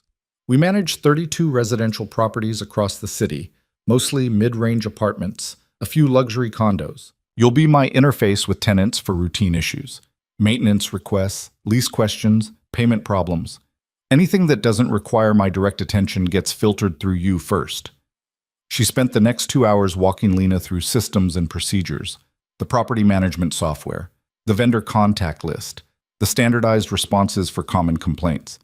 It was overwhelming and tedious and exactly the kind of normal work Lena had been craving. By noon, her head was spinning with information about HVAC contractors and security deposit regulations. Lunch, Helen announced, standing up and stretching. There's a decent sandwich place on the corner. You coming? Sure. They rode the elevator down in silence. Outside, the city was loud and bright and normal. Helen led them to a small deli where she was clearly a regular. The guy behind the counter started making her order before she even spoke. Usual? He asked Lena. She's new. Give her a minute. Lena ordered a turkey sandwich and coffee. They found a table by the window, and Helen studied her over the rim of her cup. So, how did you really get this job? I told you, recruiter. Bullshit. We don't use recruiters for admin positions. Helen took a bite of her sandwich. Look, I don't need your life story, but I've worked for this company for 6 years, and I've never seen ownership personally approve an entry-level hire. So either you've got connections I don't know about, or something else is going on. Lena considered lying, decided Helen was too smart for that. I needed a job. Someone knew someone. I don't know the details. Fair enough. Helen nodded slowly. Word of advice. Don't ask too many questions about where the money comes from. This company pays well, treats employees right, and the work is legitimate. That's all you need to know. You've never wondered? Of course I've wondered. I'm not an idiot. Helen's voice dropped. But I've also got a mortgage and 2 kids in college. Sometimes you take the good paycheck and don't look too hard at the source. They finished lunch and headed back to the office. The afternoon passed in a blur of phone calls and emails. Tenant complaints about noise, about parking, about neighbors who played music too loud. Maintenance requests for leaky faucets and broken locks. The mundane machinery of keeping 32 buildings running smoothly. It was boring, repetitive, exactly what Lena needed. At 5 o'clock, Helen logged out of her computer and grabbed her bag. You did good today. Be here at 8 tomorrow. We've got a building inspection in the morning. Thanks for showing me the ropes. Don't thank me yet. Wait until you've dealt with Mrs. Patterson in 4C. She calls twice a week about pigeons on her balcony. Helen paused at the door. And Lena, whatever brought you here, whatever you're running from or toward, just keep your head down and do the work. This job can be a good thing if you let it be. Then she was gone, and Lena was alone in the office with the hum of fluorescent lights and the distant sound of traffic. Her phone buzzed. Marcus. Ready to go home? Yeah, downstairs in 5. Lena packed up her new work bag, a leather messenger bag that had been waiting on her desk when she arrived, probably courtesy of Vale. Inside, she'd stashed the employee handbook, her building access cards, and the list of vendor contacts Helen had given her, her phone, her wallet, her new life. The SUV was waiting when she stepped outside. Marcus held the door open and she climbed in, suddenly exhausted in a way that had nothing to do with physical tiredness. How was day 1? Marcus asked as they pulled into traffic. Surprisingly normal. That's the idea. Marcus navigated through rush hour with practiced ease. Vale's legitimate businesses are actually legitimate. No laundering, no fronts, just regular companies that happen to be owned by someone with other interests. Why bother if he's already making money illegally? Because legitimate businesses provide cover, infrastructure, ways to move through the world without attracting attention. Marcus glanced at her in the rearview mirror. You worked in restaurants. You know how much cash flows through those places. How easy it would be to skim a little here, hide a little there. Vale's smarter than that. His legal businesses stay legal, keeps the authorities from looking too close. They drove in silence for a while. Then Marcus said, Your ex-husband made contact again. Lena's stomach tightened. When? This morning. Called your old cell phone twice, left one voicemail. Do you want to know what he said? No. Yes, I don't know. He's desperate, asking for help, making threats, cycling between the two. Classic panic response. Marcus turned onto her street. Vale's people visited him last night, made it clear that payment is expected within 30 days. And if he can't pay? Marcus didn't answer, which was answer enough. They pulled up to her building. Marcus got out and scanned the street with professional efficiency before opening her door. I'm still watching the building, he said, just in case Ethan tries something stupid. He wouldn't. Lena stopped. The truth was, she had no idea what Ethan would or wouldn't do. She'd thought she knew him, thought their marriage meant something. She'd been wrong about all of it. Better safe, Marcus said. Get some rest. Tomorrow's another day of tenant complaints and broken appliances. Lena managed a tired smile. Living the dream. Inside her apartment, everything was exactly as she'd left it, but somehow it felt different, smaller, like she was already outgrowing it. She made dinner, pasta with sauce from a jar, and ate it standing at her kitchen counter while scrolling through her phone. The settlement check had cleared. $63,000 after lawyer fees and taxes. More money than she'd ever had at one time. She could quit the diner, could give notice, and never deal with another drunk customer or grease burn. The thought should have made her happy. Instead, it felt anticlimactic. She'd spent 3 months working herself to exhaustion just to stay afloat, and now suddenly she didn't need to anymore. The relief was there. But so was something else. An absence. The kind of emptiness that came from achieving a goal and realizing it didn't fix anything fundamental. Her phone rang. Unknown number again. She almost sent it to voicemail, then thought better of it and answered. Lena. Not Ethan this time. A woman's voice, familiar but wrong. It's Diana, Ethan's mother. Lena hadn't spoken to her since the separation. Mrs. Cross, I don't think we have anything to talk about. Please, just listen. Diana's voice was strained. I know what Ethan did. The fraud, the accusations. My husband and I had no idea until his lawyer called us yesterday. Okay. I wanted to apologize. And to ask, Diana paused. The people Ethan owes money to, can you help him? Lena laughed. Actually laughed. You're joking. You know them. That man who came to court, who provided the evidence, you must have some connection to him. If you could just ask, explain that Ethan made a mistake. Your son stole money from a dangerous man, then tried to destroy me to cover his tracks. And you want me to help him? Lena's voice went cold. No, whatever happens to Ethan, he brought on himself. Lena, please, he's my son. He was my husband. That didn't stop him from throwing me under the bus. Lena ended the call and blocked the number. Her hands were shaking. She set the phone down and gripped the edge of the counter, breathing hard. This was what freedom felt like. Not relief, not happiness, just the cold, clear understanding that she didn't owe anyone anything anymore. Not Ethan, not his family, not the version of herself who'd believed love meant sacrifice. She was done sacrificing. The next 2 weeks passed in a rhythm that felt almost normal. Work at 8, home by 6. Tenant complaints and maintenance schedules. Helen's dry humor and the office gossip she half listened to without participating. Marcus's daily texts checking in, the black SUV she sometimes glimpsed parked near her building. Vale himself she barely saw.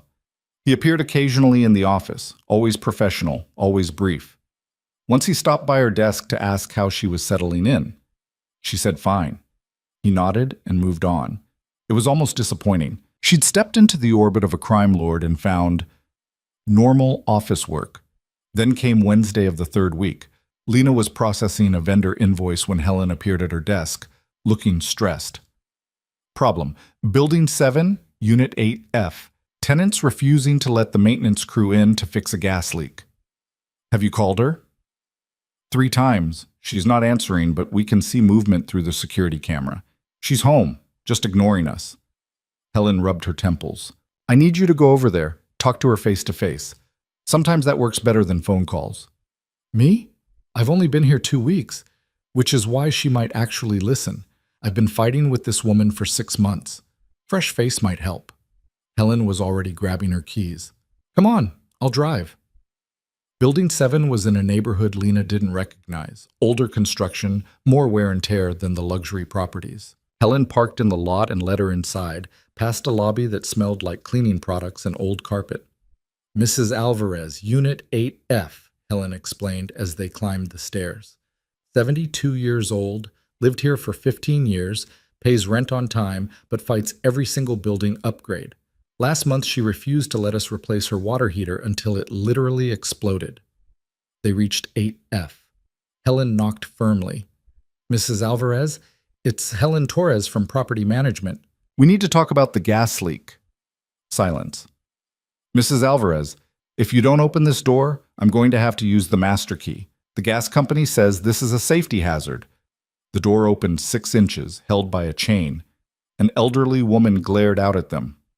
I don't have a gas leak. You people are just trying to get into my apartment to raise my rent. That's not, Helen started, but Lena stepped forward. Mrs. Alvarez, my name is Lena. I'm new here, and I don't know anything about rent increases. But I do know that gas leaks can be dangerous. Could we just come in for 5 minutes? Let the technician check. If there's no leak, we leave immediately. The old woman's eyes shifted to Lena, suspicious but considering.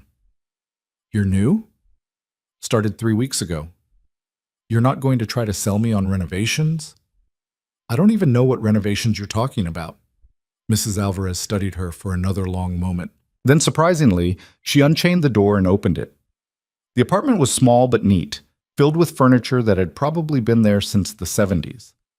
Photos covered every surface. Children, grandchildren, a wedding picture that looked like it predated color photography.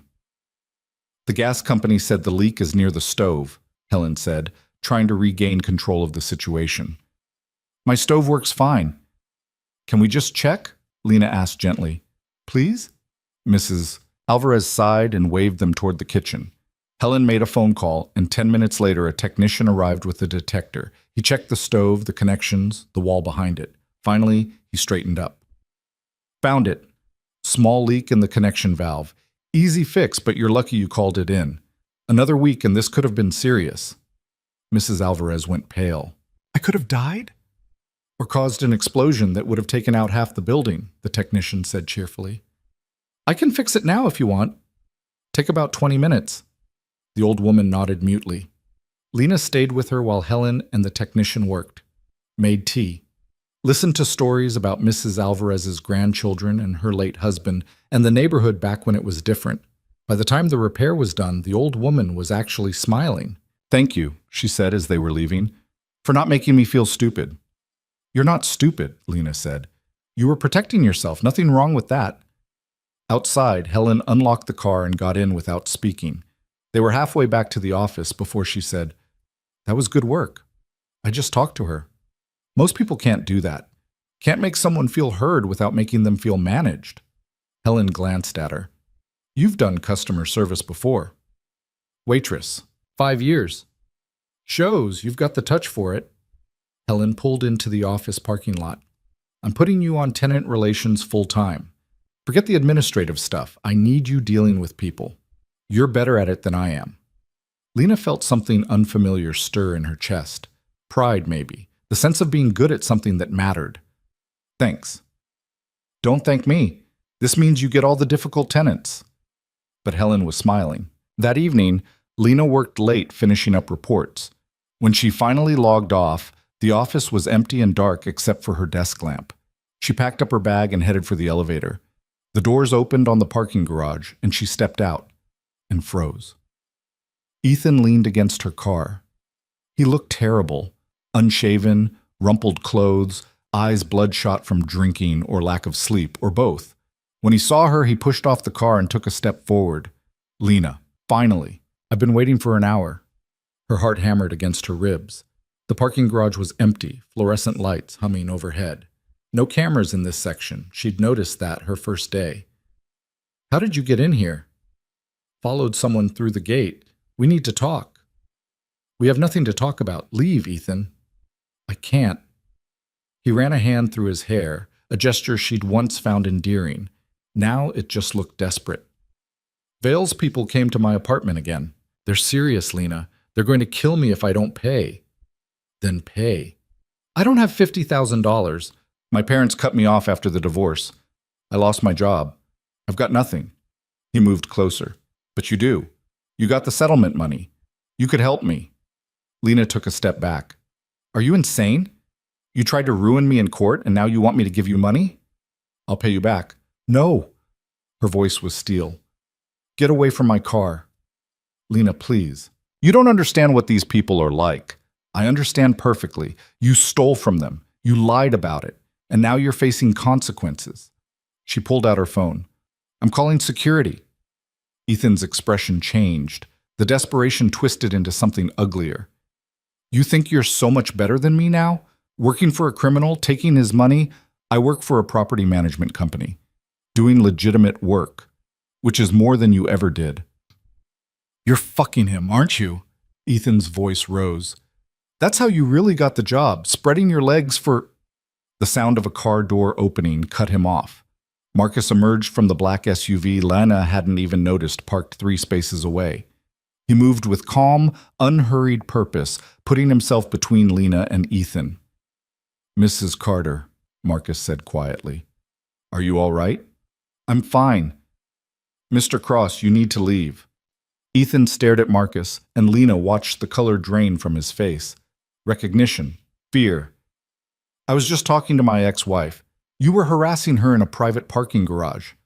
Marcus's tone never changed, but something in it made Ethan take an involuntary step back. "That's going to stop. Now." "You can't tell me what to do. I can, and I am."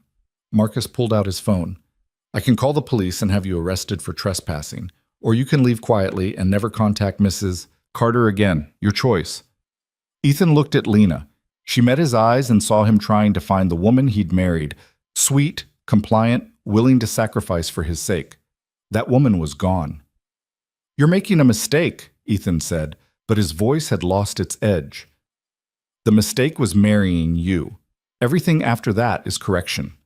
Lena's voice didn't shake. "Goodbye, Ethan." He left, stumbled toward the exit gate, looking back once, then disappeared into the night. Lena's knees went weak. She leaned against her car, breathing hard. "How long were you there?" she asked Marcus. "Since you came down. I always wait until you're in your car before I leave." He studied her face. "Are you sure you're all right?" "Yeah, just—" She laughed shakily. "I'm fine. Thank you." "Don't thank me. Just doing my job." Marcus hesitated.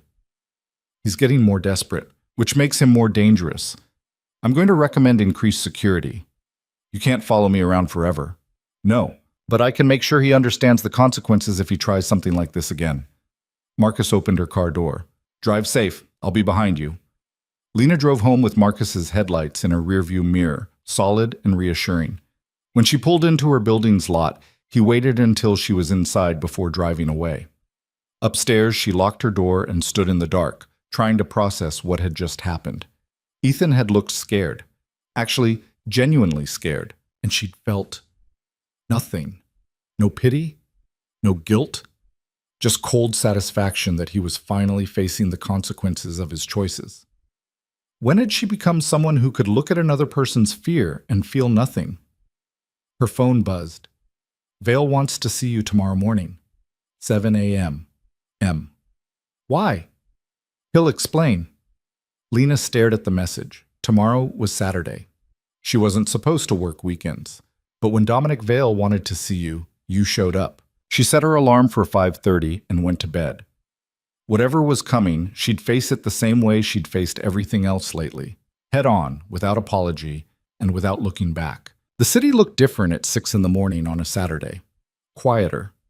Like it belonged to a different world than the one Lena had been navigating for the past month. Marcus picked her up in the same black SUV, but this time he was alone. No driver, just him behind the wheel looking like he'd already been awake for hours. Coffee's in the cup holder, he said as she climbed in. Lena grabbed it gratefully. Black. No sugar. He'd remembered from the one time she'd mentioned it weeks ago. The small detail unsettled her more than it should have. What's this about? Vale will explain. Marcus pulled into light traffic. But you should know. What happened last night with your ex-husband accelerated some decisions. What kind of decisions? The kind that changed things. He glanced at her in the rearview mirror. You've been doing good work. Helen's impressed. Vale's impressed. But the situation with Ethan is becoming a problem that needs handling. Lena's stomach tightened. Handling how? Marcus didn't answer, just drove. They took a different route this time, heading out of the city proper toward the waterfront. The buildings here were older, industrial, converted warehouses and shipping facilities that had been bought up and transformed into something else. The SUV pulled into a gated complex that required 2 security checkpoints and finally stopped in front of a building that looked like it had once been a factory. Inside, the space was nothing like the office building. This was raw brick and exposed steel, high ceilings with skylights letting in the weak morning sun.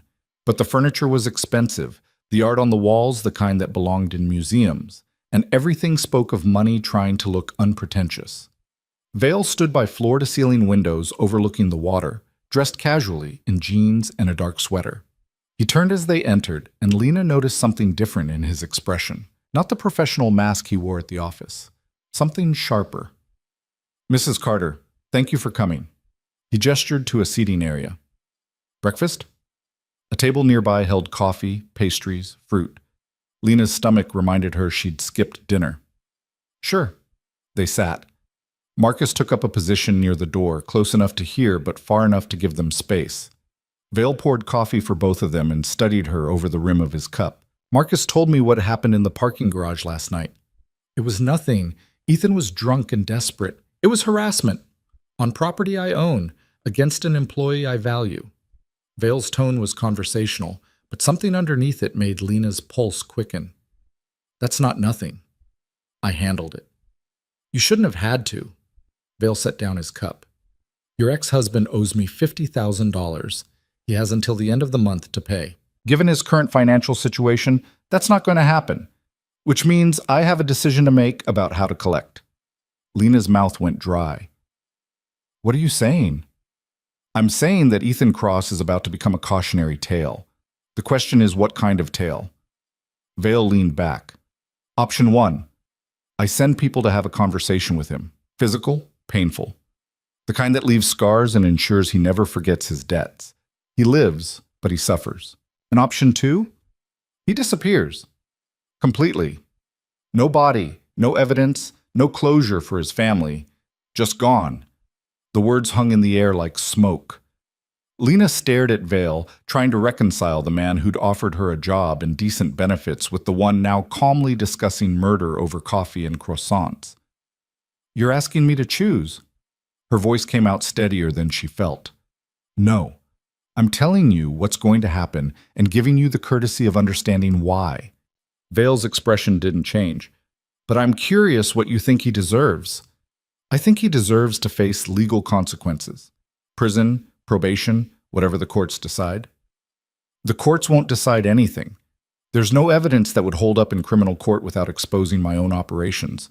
And even if there were, men like Ethan have a way of sliding through the system. Vale poured more coffee. So, again, what does he deserve? Lena thought about the courtroom, the accusations, the way Ethan had tried to destroy her reputation to cover his own theft, the way he'd shown up in the parking garage last night, not to apologize, but to demand she save him from consequences he'd brought on himself. He deserves to be scared, she said finally. Really scared, the way he made me scared. But I don't want him dead. Vale nodded slowly. Fair enough. Option 1 it is. Just like that?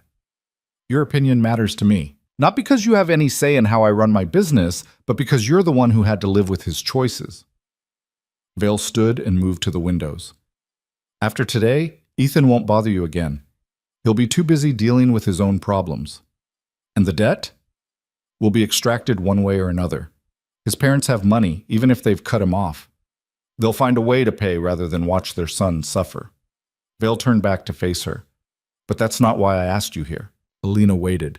You've been working for me for 3 weeks. In that time, you've proven yourself competent, discreet, and capable of handling difficult situations. Helen wants to promote you to senior tenant relations. 40% raise, company car, your own office. That's, Lena struggled to process. That's fast. It's deserved. You're good at the work, and you don't ask questions you shouldn't ask. That combination is valuable. Vale moved back to his chair. But I'm offering you something else. Something beyond property management. Here it was, the other shoe dropping. What kind of something?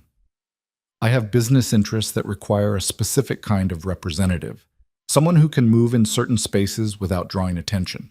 Who can carry messages, make introductions, observe situations, and report back accurately. Vale watched her carefully. Someone who looks like exactly what she is. A young professional woman trying to build a career. Nothing threatening, nothing suspicious. You want me to spy for you. I want you to be my eyes and ears in places where men like Marcus would stand out. Business dinners, charity events, property showings in buildings I'm considering acquiring. Completely legitimate activities, but with an agenda beyond the surface purpose. And if I say no? Then you continue your work with Helen, take the promotion, and we never discuss this again. No pressure, no consequences. Vale's expression was sincere. I mean that, Mrs. Carter. This is an opportunity, not an obligation. Lena stood and walked to the windows.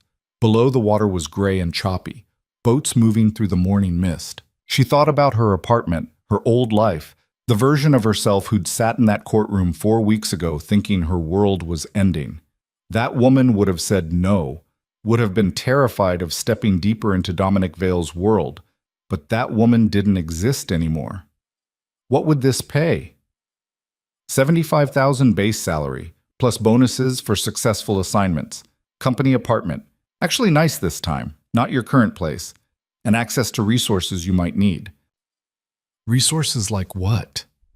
Security, legal support, a discretionary budget for expenses. Vale joined her at the window. You'd still report to Helen for your regular work, but you'd also report directly to me for special projects. Think of it as 2 jobs, one very normal, one less so. Why me? You could hire professionals. Professionals look like professionals. They have tells, patterns, training that shows if you know what to look for. Vale's voice was quiet. You're invisible in the best way. People underestimate you, don't remember you. That's worth more than all the training in the world. Lena turned to face him. If I do this, I need guarantees. Ethan stays away from me, completely. And if this job puts me in danger, you pull me out immediately. Agreed. And I want to know what I'm walking into. No surprises, no discovering I've been used for something I didn't sign up for. I'll brief you on every assignment personally. You'll always know the objective and the stakes. Vale offered his hand. Do we have a deal? Lena looked at his hand. This was it. The moment where she either stepped back toward safety or forward into something that terrified and exhilarated her in equal measure. She shook his hand. "We have a deal." Vale smiled. Not the professional mask, but something genuine. "Good. Your first assignment is next Friday, charity gala for the Arts Council. I'm considering a donation, which means I need to understand who's really running the organization and where the money actually goes." "You want me to go to a gala and what? Ask questions?" "I want you to go to a gala, look beautiful, and listen. People talk around beautiful women. They assume you're decorative, not paying attention." Vale moved to a desk in the corner and pulled out a folder. "Guest list, background on the key players, the cover story for why you're attending. Study it." Lena took the folder. Inside were dossiers on a dozen people, photos, brief bios, notes on their relationships and business interests. It looked like something out of a spy novel. "This is insane. This is business, just a different kind than you're used to." Vale checked his watch. "Marcus will take you home. Spend the weekend getting familiar with that material. Monday, we'll go over your cover story and get you set up with appropriate attire for the event." "Appropriate attire?" "It's black tie. I assume you don't own a gown." Lena almost laughed. "No, I don't own a gown." "That'll be handled. Marcus will take you to a boutique Monday afternoon. Pick whatever you like, put it on the company account." "You really have thought of everything." "I've been doing this a long time, Mrs. Carter. The details matter." Vale walked her to the door. "One more thing. After today, Ethan won't be a problem. But if he or anyone else threatens you, you call me immediately. Not the police, me. Understand?" "Why?" "Because the police work within a system that doesn't always protect the people who need protecting. I work within a different system, one that's more effective for people in my orbit." He paused. "You're in my orbit now. That comes with benefits and responsibilities. Protection is one of the benefits." Marcus drove her home in silence. Lena clutched the folder, her mind racing. A charity gala. $75,000. A company apartment. The whole thing felt surreal, like she'd fallen into someone else's life. "You okay?" Marcus asked as they pulled up to her building. "I have no idea." Lena looked at him. "Is this what you do? Go to events and spy on people?" "Sometimes. Other times I do things that wouldn't work well with your skill set." Marcus's expression was neutral. For what it's worth, Vale doesn't offer this kind of opportunity lightly. He sees something in you. What does he see? Someone who survived being crushed and came out harder instead of broken. Someone who can adapt. Marcus gestured to the folder. "You'll do fine. Just remember, at these events, you're not Lena the waitress or Lena the property manager. You're whoever the situation needs you to be." Lena spent the weekend studying the dossier. The charity gala was organized by the Metropolitan Arts Council, a nonprofit that funded museums, theaters, and public art installations. On the surface, it looked legitimate, but Vale's note suggested money was being diverted, grants awarded to organizations that existed only on paper, board members with ties to shell companies. The key player was a woman named Catherine Hartwell, 62, old money, connected to every major cultural institution in the city. Her husband had died 5 years ago, leaving her with a fortune and a seat on a dozen boards. She was also, according to Vale's intelligence, skimming 20% off every grant the Arts Council awarded. Lena's job was simple. Get close to Hartwell, earn her trust, and find out who else was involved in the scheme. Simple. Right. Monday afternoon, Marcus picked her up and drove her to a boutique in a neighborhood where Lena had never been able to afford window shopping. The owner, a severe-looking woman named Margot, took one look at her and started pulling dresses like she'd been expecting them. "Mr. Vale called ahead," Margot explained. "He said you needed something elegant but not ostentatious, sophisticated but not matronly. I have several options." Lena tried on 6 dresses before finding one that felt right. Midnight blue silk that fit like it had been made for her, with a neckline that was elegant without being revealing. When she looked in the mirror, she barely recognized herself. "Shoes," Margot said, already moving to another section. "And we'll need to do something about your hair and makeup." "My hair is lovely, but for a gala, you need polish." G returned with 3 pairs of heels. "Try these." 2 hours later, Lena left the boutique with a dress, shoes, a small clutch purse, and an appointment at a salon Friday afternoon. The bill, which she'd glimpsed before Margot whisked it away, was more than Lena used to make in a month. "This is crazy," she told Marcus on the drive back to her apartment. "This is what the job requires. Get used to it." Friday came faster than Lena expected. She spent the day at the office doing normal work, reviewing maintenance requests, dealing with a tenant dispute about parking spaces, approving invoices. Helen was in meetings all day, which meant Lena had to handle everything alone. She was good at it. That realization hit her around 3 in the afternoon as she successfully mediated a conflict between two tenants who'd been feuding for months. She was actually good at this work. Not just competent, but skilled. At 5, she left the office and headed to the salon Margot had recommended. 3 hours of hairstyling, makeup application, and instructions on how to maintain both through an evening event. The woman who looked back at her from the mirror was polished, sophisticated, and completely unrecognizable as the exhausted waitress who'd sat outside a courtroom 5 weeks ago. Marcus picked her up at 8:30. He wore a dark suit and looked almost uncomfortable in formal attire. "You clean up nice," Lena said, climbing into the SUV. "You too." His expression was carefully neutral. "Remember, tonight you're Lena Carter, consultant for Vale Property Management. You're at the gala because the company is considering a major donation. Stay close to the buffet tables, listen to conversations, and if Catherine Hartwell approaches you, be friendly but not eager." What if she doesn't approach me? She will. Vale made sure your name was on the guest list with a notation that you represent significant potential funding. Hartwell won't be able to resist. The gala was held at the Grand Metropolitan Museum, a building Lena had passed 100 times but never entered. Tonight it glowed with lights, a red carpet leading to the entrance where photographers snapped pictures of arriving guests. Lena felt her stomach twist as Marcus pulled into the valet lane. "You've got this," he said quietly. "Just breathe and remember, you belong here as much as anyone else." She stepped out of the SUV and immediately wanted to run. The dress felt too tight, the heels too high, the whole situation too far beyond anything she'd ever experienced. But she forced herself to walk up the red carpet, past photographers who didn't bother taking her picture because she wasn't anyone important. Not yet, anyway. Inside, the museum had been transformed. The main hall soared 3 stories high, filled with sculptures and paintings worth more than entire neighborhoods. Tables draped in white linen held champagne and hors d'oeuvres. A string quartet played something classical and expensive sounding. And everywhere, people who belonged in this world moved with practiced ease. Lena grabbed a glass of champagne she had no intention of drinking and positioned herself near a painting of a woman in a garden. She was studying it with fake interest when a voice behind her said, "Lovely piece, isn't it? Though personally, I find Renoir's work a bit saccharine." Lena turned. The woman addressing her was exactly who she'd been waiting for, Catherine Hartwell, wearing diamonds that could probably fund a small country and an expression of benign interest. "I'm afraid I don't know much about art," Lena admitted, which was true.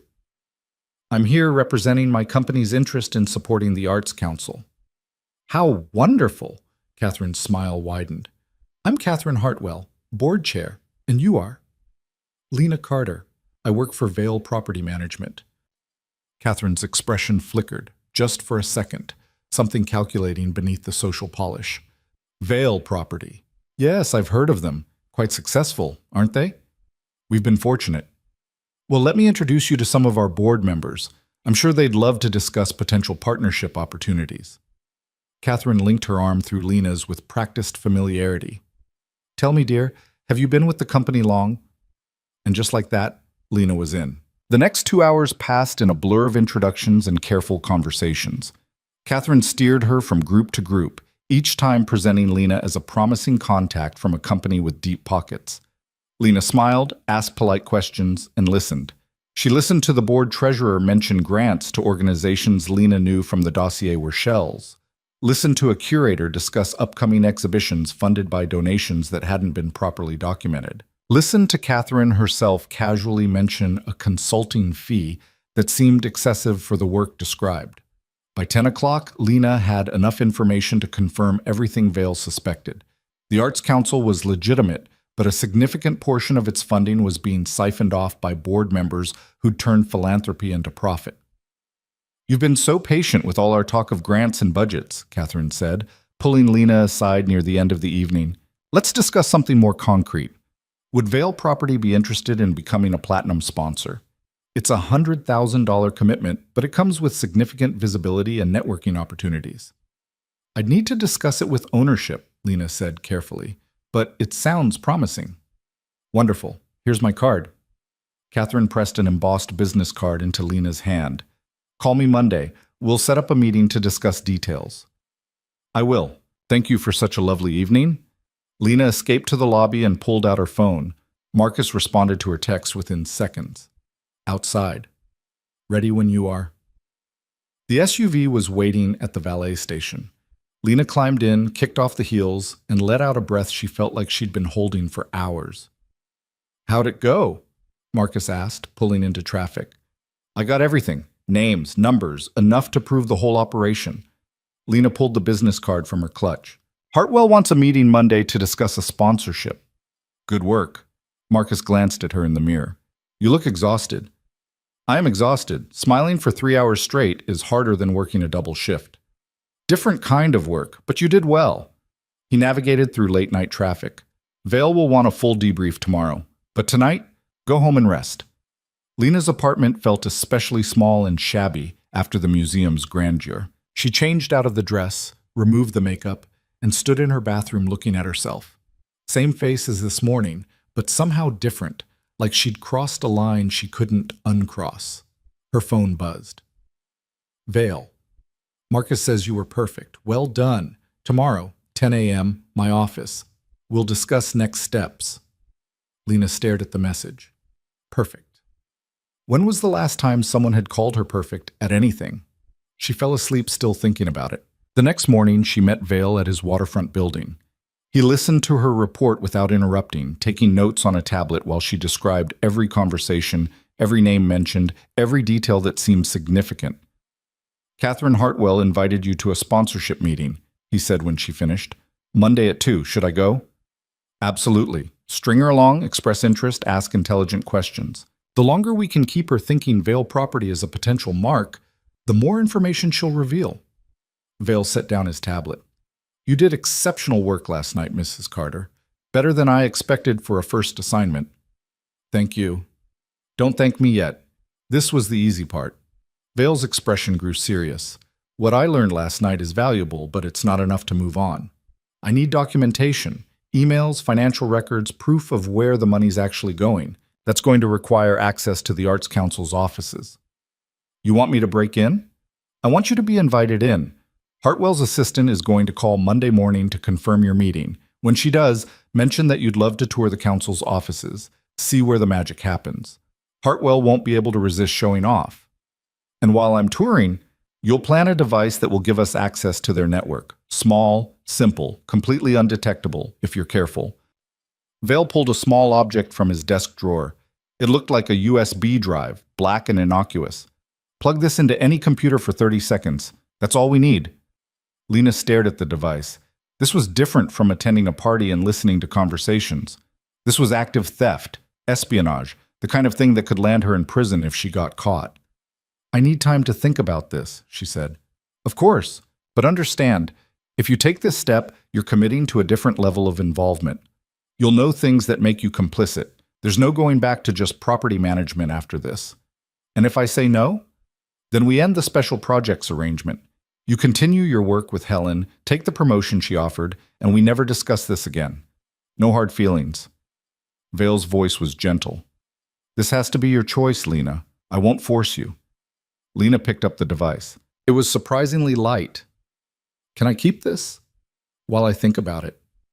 "It's yours either way. Even if you decide not to use it, consider it a reminder that you had a choice." Vail stood.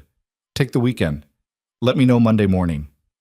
Marcus drove her home in silence. Lena spent the rest of Saturday and all of Sunday turning the USB drive over in her hands, weighing risks and rewards. The smart choice was to walk away. Take the legitimate promotion, build a normal career, stay safe. But the smart choice had never gotten her anywhere before.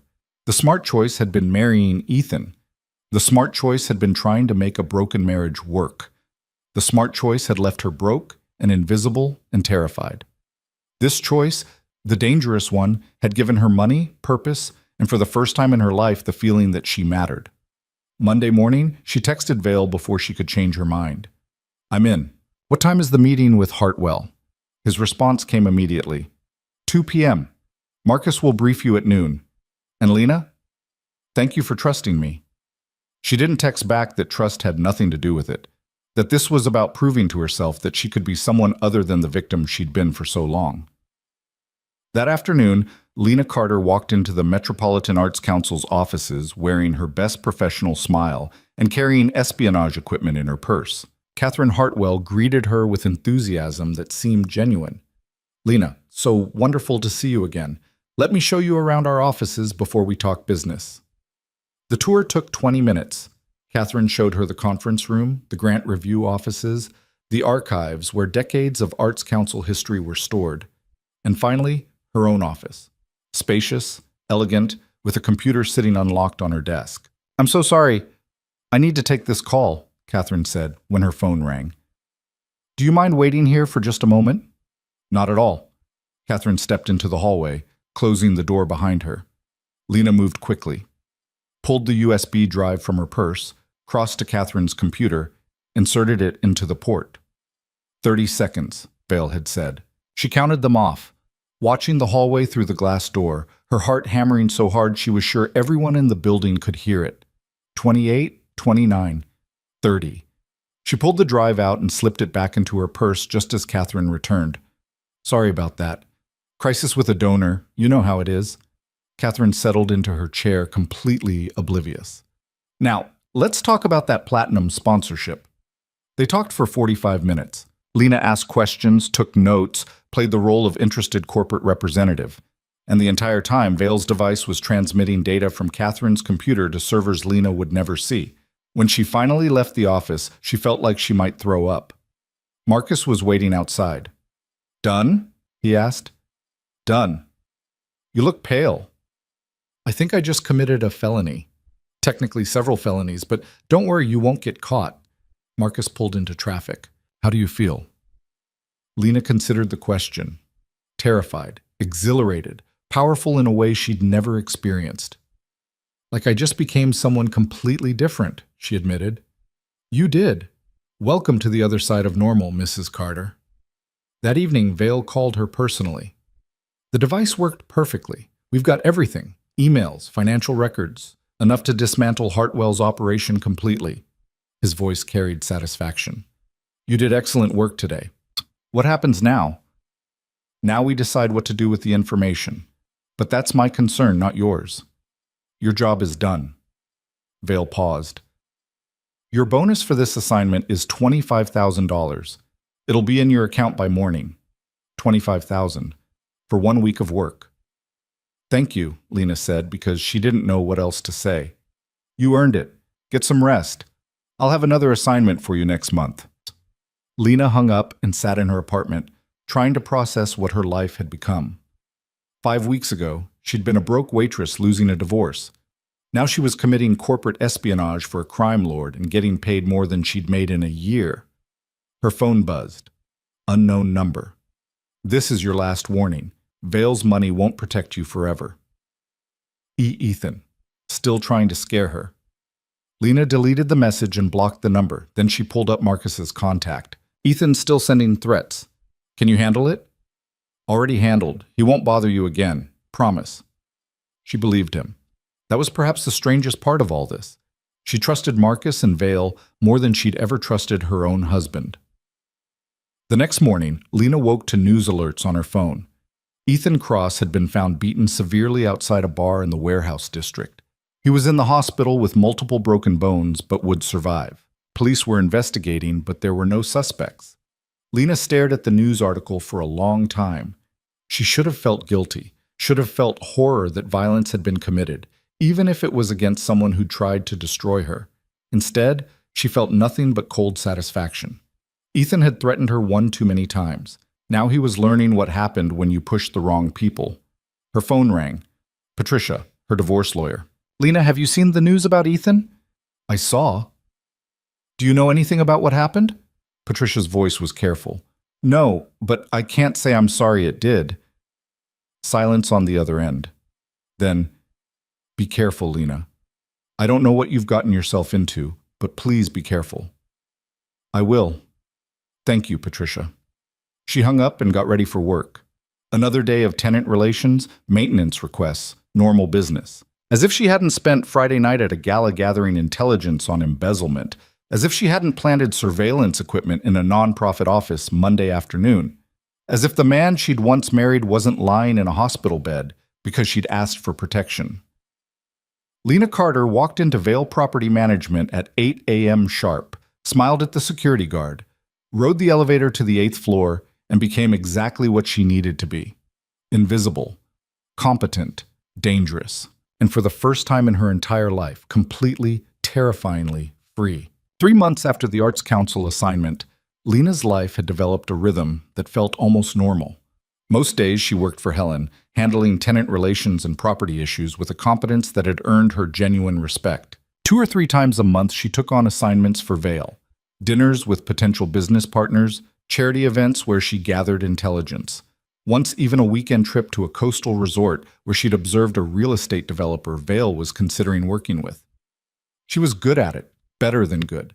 She'd learned to read people, to ask questions that sounded casual but revealed everything, to remember details that seemed insignificant but mattered. The work came with risks, but also with money that had allowed her to move into the company apartment Vale had promised, a 1-bedroom in a building she would never have been able to afford on her own. Her old life felt like something that had happened to someone else. The diner, the divorce, the woman who'd sat outside courtroom 4B thinking her world was ending. That woman was gone. It was a Thursday afternoon in late November when everything changed. Lena was reviewing maintenance schedules when Marcus appeared at her desk, his expression more serious than usual. Vale needs to see you. Now. What's wrong? He'll explain. They took the elevator to the executive floor. Vale's office door was closed, voices audible from inside, raised, urgent. Marcus knocked once and entered without waiting for a response. Vale stood by his desk with 2 other men Lena had never seen before. One was older, gray-haired, and wearing a suit that screamed federal agent. The other was younger, intense, with the kind of eyes that cataloged everything. Mrs. Carter. Vale's voice was tight. These gentlemen are from the FBI. They have some questions about Catherine Hartwell and the Metropolitan Arts Council. Lena's stomach dropped. She looked at Marcus, who gave the smallest shake of his head. Don't panic. I'm Agent Warren, the older man said. This is Agent Chen. We're investigating a fraud scheme involving the Arts Council. Your name appeared in several of Mrs. Hartwell's communications as a potential donor representative. I attended 1 gala, Lena said carefully, and 1 meeting to discuss sponsorship. My company decided not to pursue it. Can you tell us why? Lena glanced at Vale, who nodded almost imperceptibly. The numbers didn't make sense. When I reviewed the council's financials, there were discrepancies in how grants were being allocated. I reported my concerns to ownership, and we decided to pass on the opportunity. Did Mrs. Hartwell seem aware that you'd identified these discrepancies? No, I was polite about declining, said it wasn't the right fit for our company's philanthropic goals. Agent Warren made notes. Did you have any other contact with Mrs. Hartwell after that meeting? She called once to try to change my mind. I declined again. That was it. The agents exchanged glances. Agent Chen spoke for the first time. Mrs. Carter, we're going to need you to come to our office and make a formal statement. Today, if possible. Vale cut in smoothly. Of course, but Mrs. Carter will need her attorney present. That's her right. Warren pulled out a business card. Have your lawyer contact me to arrange a time. After the agents left, the office fell into heavy silence. Vale moved to the window, hands clasped behind his back. They're building a case against Hartwell, he said quietly, which means they've been investigating for months, possibly since before you attended that gala. Did they find the surveillance device? Lena's voice shook. No, if they had, we'd be having a very different conversation. Vale turned to face her. But they know something. The question is what and how much. Marcus spoke from his position by the door. Hartwell kept records. If she documented her approach to Vale property, Lena's name is in those files.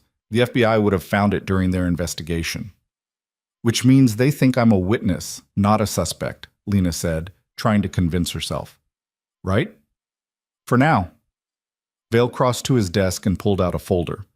Arthur Weston will represent you. He's already been briefed. Meet with the FBI, answer their questions truthfully about what you observed, and do not volunteer anything they don't ask about.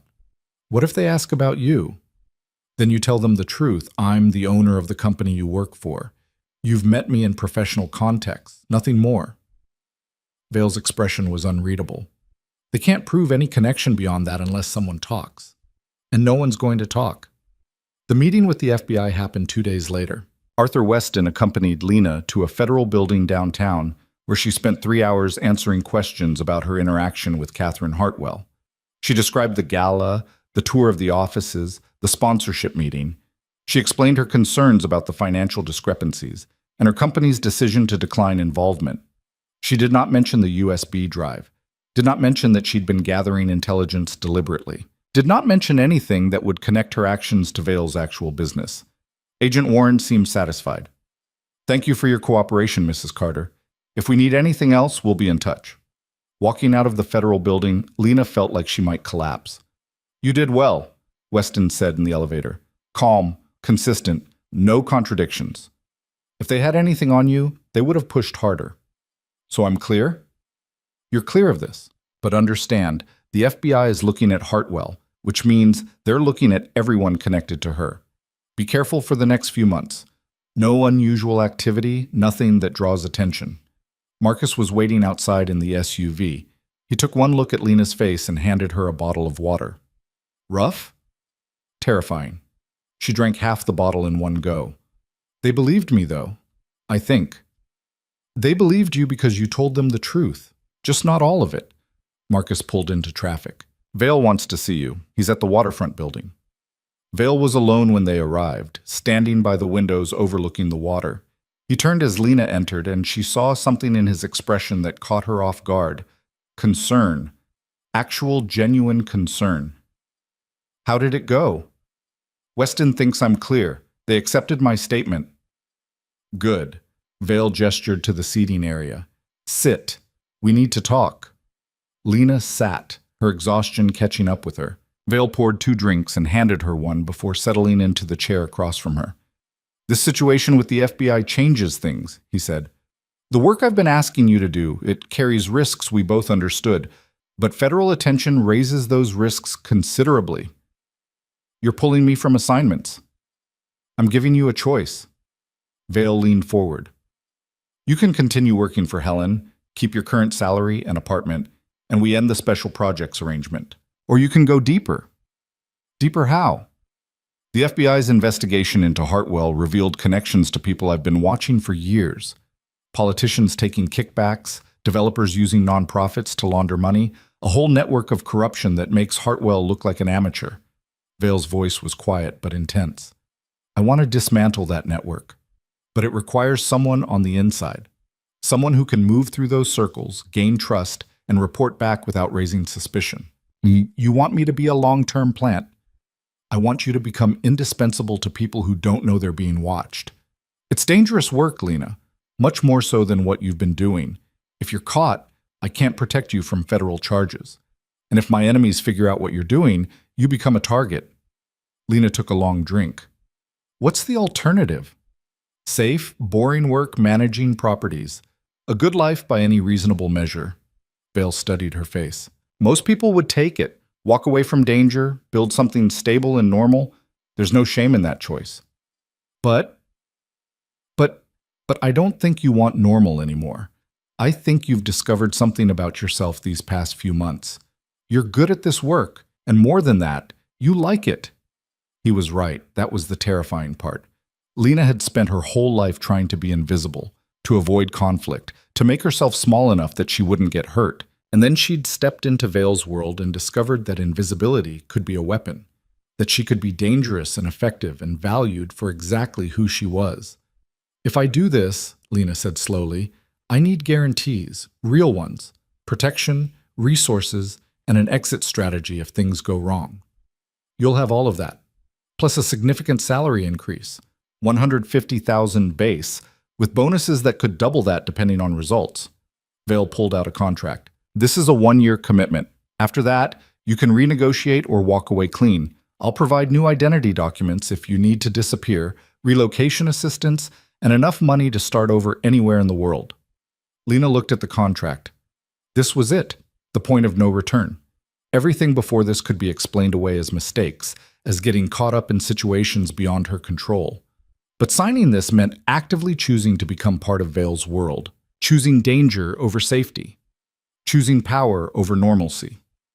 She thought about the woman who'd sat in that courtroom, broke and invisible and terrified. That woman was dead. She'd been dying for years, suffocating in a marriage that was killing her slowly. The divorce hadn't saved her, it had just exposed how little was left. Vale had offered her a different kind of life, one where she mattered, where her skills had value, where she could be dangerous instead of endangered. Lena signed the contract. Tell me what you need me to do. Vale smiled, not the professional mask, but something genuine and almost warm. Welcome to the next level, Mrs. Carter. Your first target is Senator Richard Morrison. He's accepting bribes from developers in exchange for favorable zoning decisions. I need proof. The next 6 months were a blur of careful cultivation. Lena attended fundraisers, joined committees, made herself useful to Morrison's campaign staff. She was friendly but not eager, competent but not ambitious enough to be threatening. Just another young professional trying to make connections. Morrison noticed her eventually. They all did. These powerful men who assumed young women were either trying to sleep their way up or were too naive to understand the games being played. Lena let them underestimate her, let them talk around her like she was furniture, and she listened. By April, she had recordings of Morrison accepting cash payments from a developer whose project she'd helped fast-track through the zoning board. She had emails proving he'd killed investigations into building code violations. She had enough evidence to end his career and possibly send him to prison. Vale took the information and did something Lena hadn't expected. He gave it to the FBI. Why? She asked when he told her. I thought you hated the feds. I hate corruption more. Morrison's been blocking legislation that would help this city because it would hurt his donors. He needs to go. Vale looked at her seriously. And this way, you're helping law enforcement, not breaking it. The FBI will never know where the evidence really came from. They'll think they developed it through their own investigation. Morrison was indicted 3 weeks later. The news called it a major corruption bust. Lena watched the coverage from her apartment, drinking wine and feeling nothing but cold satisfaction. 1 down. How many more to go? The answer, it turned out, was several. Over the next year, Lena helped expose a city councilman taking bribes, a real estate developer using eminent domain to steal properties, and a judge selling favorable rulings. Each time, the evidence went to the FBI or to journalists who could use it safely. Each time, another piece of the corruption network crumbled, and each time Lena felt herself changing, becoming harder, more calculating, better at the work but also more isolated from anything resembling a normal life. She didn't have friends anymore, didn't date, didn't do anything that might create complications or vulnerabilities. Her whole existence had narrowed to the work and to the strange relationship she'd developed with Vale. It wasn't romantic, at least she didn't think it was, but there was something there, a mutual respect, an understanding that ran deeper than employer and employee. He trusted her with things that could destroy him. She trusted him with her safety. That bond meant something, even if neither of them could name it. It was late September, nearly 18 months after she'd signed the long-term contract, when things finally came to a head. Lena was meeting with a contact at a restaurant downtown, gathering information on a property development scheme, when Marcus appeared at her table looking tense. We need to leave. Now. What's wrong? Ethan's out of the hospital, and he's talking to people he shouldn't be talking to. They'd kept tabs on Ethan since his beating. He'd spent months recovering, then disappeared into his parents' estate. Lena had assumed he'd learned his lesson. Apparently not. Marcus drove her to the waterfront building where Vale was waiting with 2 other men she recognized as his security team. Ethan's been making noise, Vale said without preamble, claiming he has information about my operations. He approached a reporter yesterday, tried to sell a story about how I run criminal enterprises through legitimate businesses. Does he have proof? Lena's voice was steady despite the fear climbing her throat. No, but he has your name, and he's threatening to go public with claims that you're my inside person, that you've been conducting corporate espionage. Vale's expression was grim. It's all speculation, but if a reporter starts digging, they might find threads worth pulling. What do we do? We handle it, permanently. The word hung in the air. Lena understood what he meant. This wasn't going to be another beating. This was elimination. No. The word came out before she could stop it. You can't kill him. Vale looked at her with something like surprise. Why not? He's a threat to everything we've built, to you specifically. Because I don't want blood on my hands. Not his. Not anyone's. Lena stood, pacing. There has to be another way. Such as? Discredit him. Make him look crazy. He's a bitter ex-husband with a history of fraud, making wild accusations against his ex-wife's employer. No credible journalist will touch that story if we play it right. Vale considered this. It's riskier than the permanent solution. I don't care. I've done a lot of things I'm not proud of, but I'm not going to be responsible for murder. Lena met his eyes. Find another way or I walk. Right now. And I take my chances with whatever Ethan says. The room went silent. Vale's security team looked shocked that anyone would talk to him like that. Marcus looked like he was trying not to smile. Vale studied her for a long moment. Then, surprisingly, he nodded. All right, we'll do it your way. Marcus, contact our media people. Let's build a narrative that makes Ethan Cross look like exactly what he is, a desperate man trying to blame everyone but himself for his failures. It took 2 weeks of careful work, strategic leaks to journalists about Ethan's fraud conviction, his history of debt and substance abuse, his threats against Lena after the divorce. By the time Ethan actually approached a major newspaper with his story, the editor already had a file on him marked unreliable source. The story never ran. Ethan made one last attempt, showed up drunk outside Lena's apartment building, screaming about conspiracies and corruption. Security cameras caught the whole thing. Marcus made sure the footage got to the police. Ethan was arrested for harassment in violation of a restraining order Lena had finally filed. His parents bailed him out and immediately committed him to a psychiatric facility. The official story was exhaustion and substance abuse. The real story was that his family wanted him somewhere he couldn't cause more damage to their reputation. Either way, he was gone. Not dead, but neutralized. Vale called Lena to his office the day after Ethan's arrest. You were right, he said, about handling it your way. It was cleaner and smarter than my solution would have been. I'm not a killer. I needed you to understand that. I do understand, and I respect it. Vale moved to the window, looking out over the city. You've been working for me for almost 2 years now. In that time, you've proven yourself more valuable than I could have imagined. But I need to know, is this what you want, long term? Lena thought about the question. 2 years ago, she would have said no, would have been horrified by everything she'd done, everyone she'd become. But now? I want purpose, she said finally. I want to matter. This work, exposing corruption, helping take down people who abuse power, it matters. So yes, long term, this is what I want. Even though it means living on the edges of legitimacy, even though you can never fully separate yourself from my world, your world gave me back my life when I had nothing. I'm not going to pretend I'm better than it. Lena moved to stand beside him at the window. But I want to keep doing the work that actually helps people, the investigations that expose corruption, not just intelligence gathering for your business interests. Fair enough. Vale turned to face her. I'm restructuring some operations, creating a division focused specifically on investigating corruption and fraud. Legitimate work, properly licensed, with you running it. You'd have a team, a budget, and the autonomy to choose which cases to pursue. That sounds too good to be true. It's strategic. The more legitimate operations I run, the more cover I have for everything else. But it also happens to align with your interests. Vale pulled out another contract. This makes you a partner, not an employee. Equity in the investigation division, profit sharing, the whole package. Lena looked at the contract. A partnership with Dominic Vale. What's the catch? No catch. Just the understanding that you're tied to me now. My enemies become your enemies. My risks become your risks. And if everything ever comes crashing down, we go down together. That's not exactly reassuring. It's honest, which is more than most people in my position would give you. Vale's expression was serious. I'm not going to lie to you, Lena.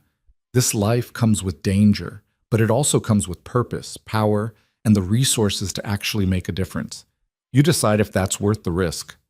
Lena thought about the woman she'd been 2 years ago. Thought about courtroom 4B and the divorce that had felt like the end of the world.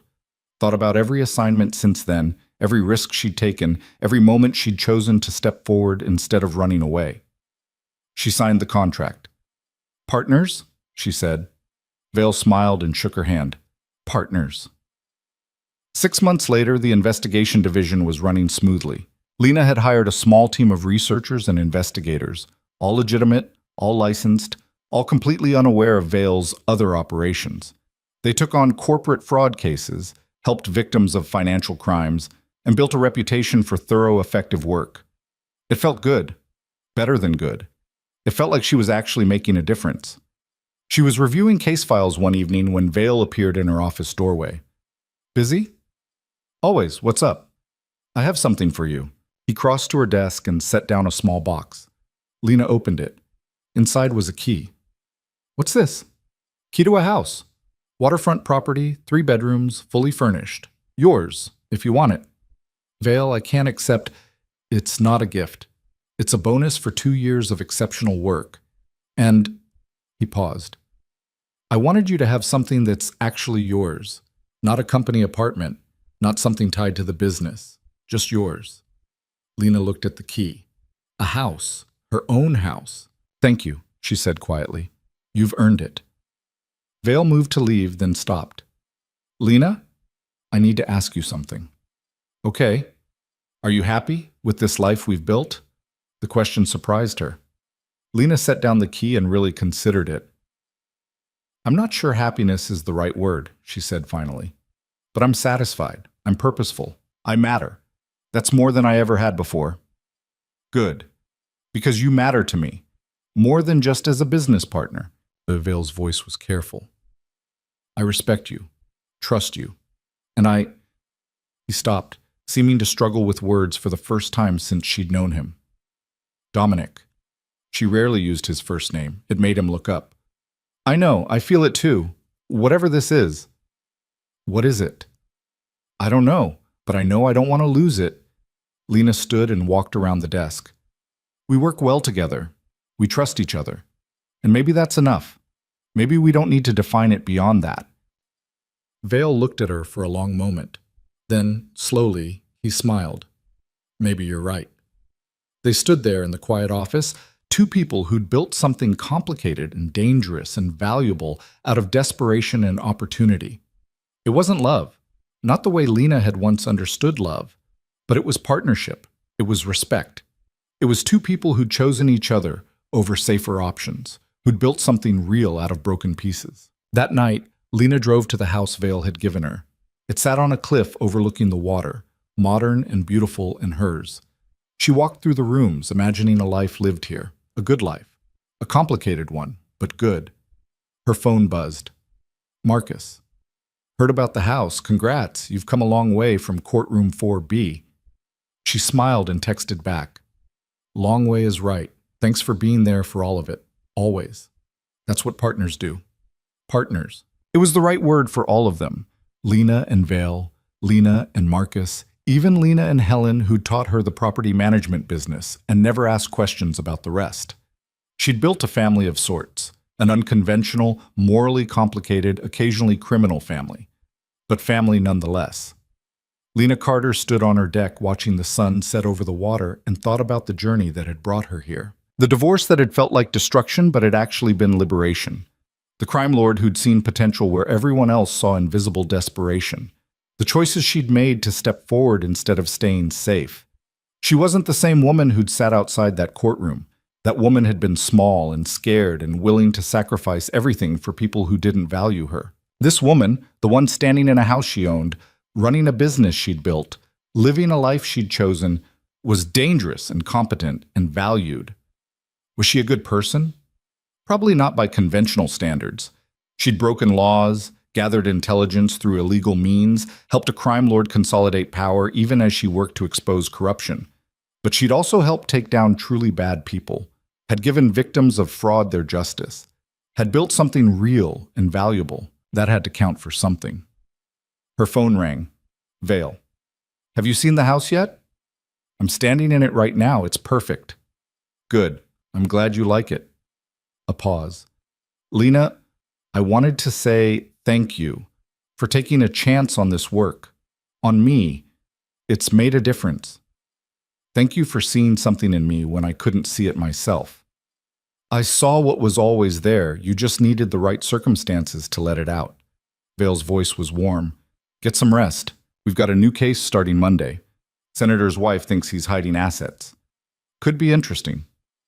I'll be ready. She hung up and went back to watching the sunset. 2 years ago, Lena Carter had been broke, divorced, and invisible.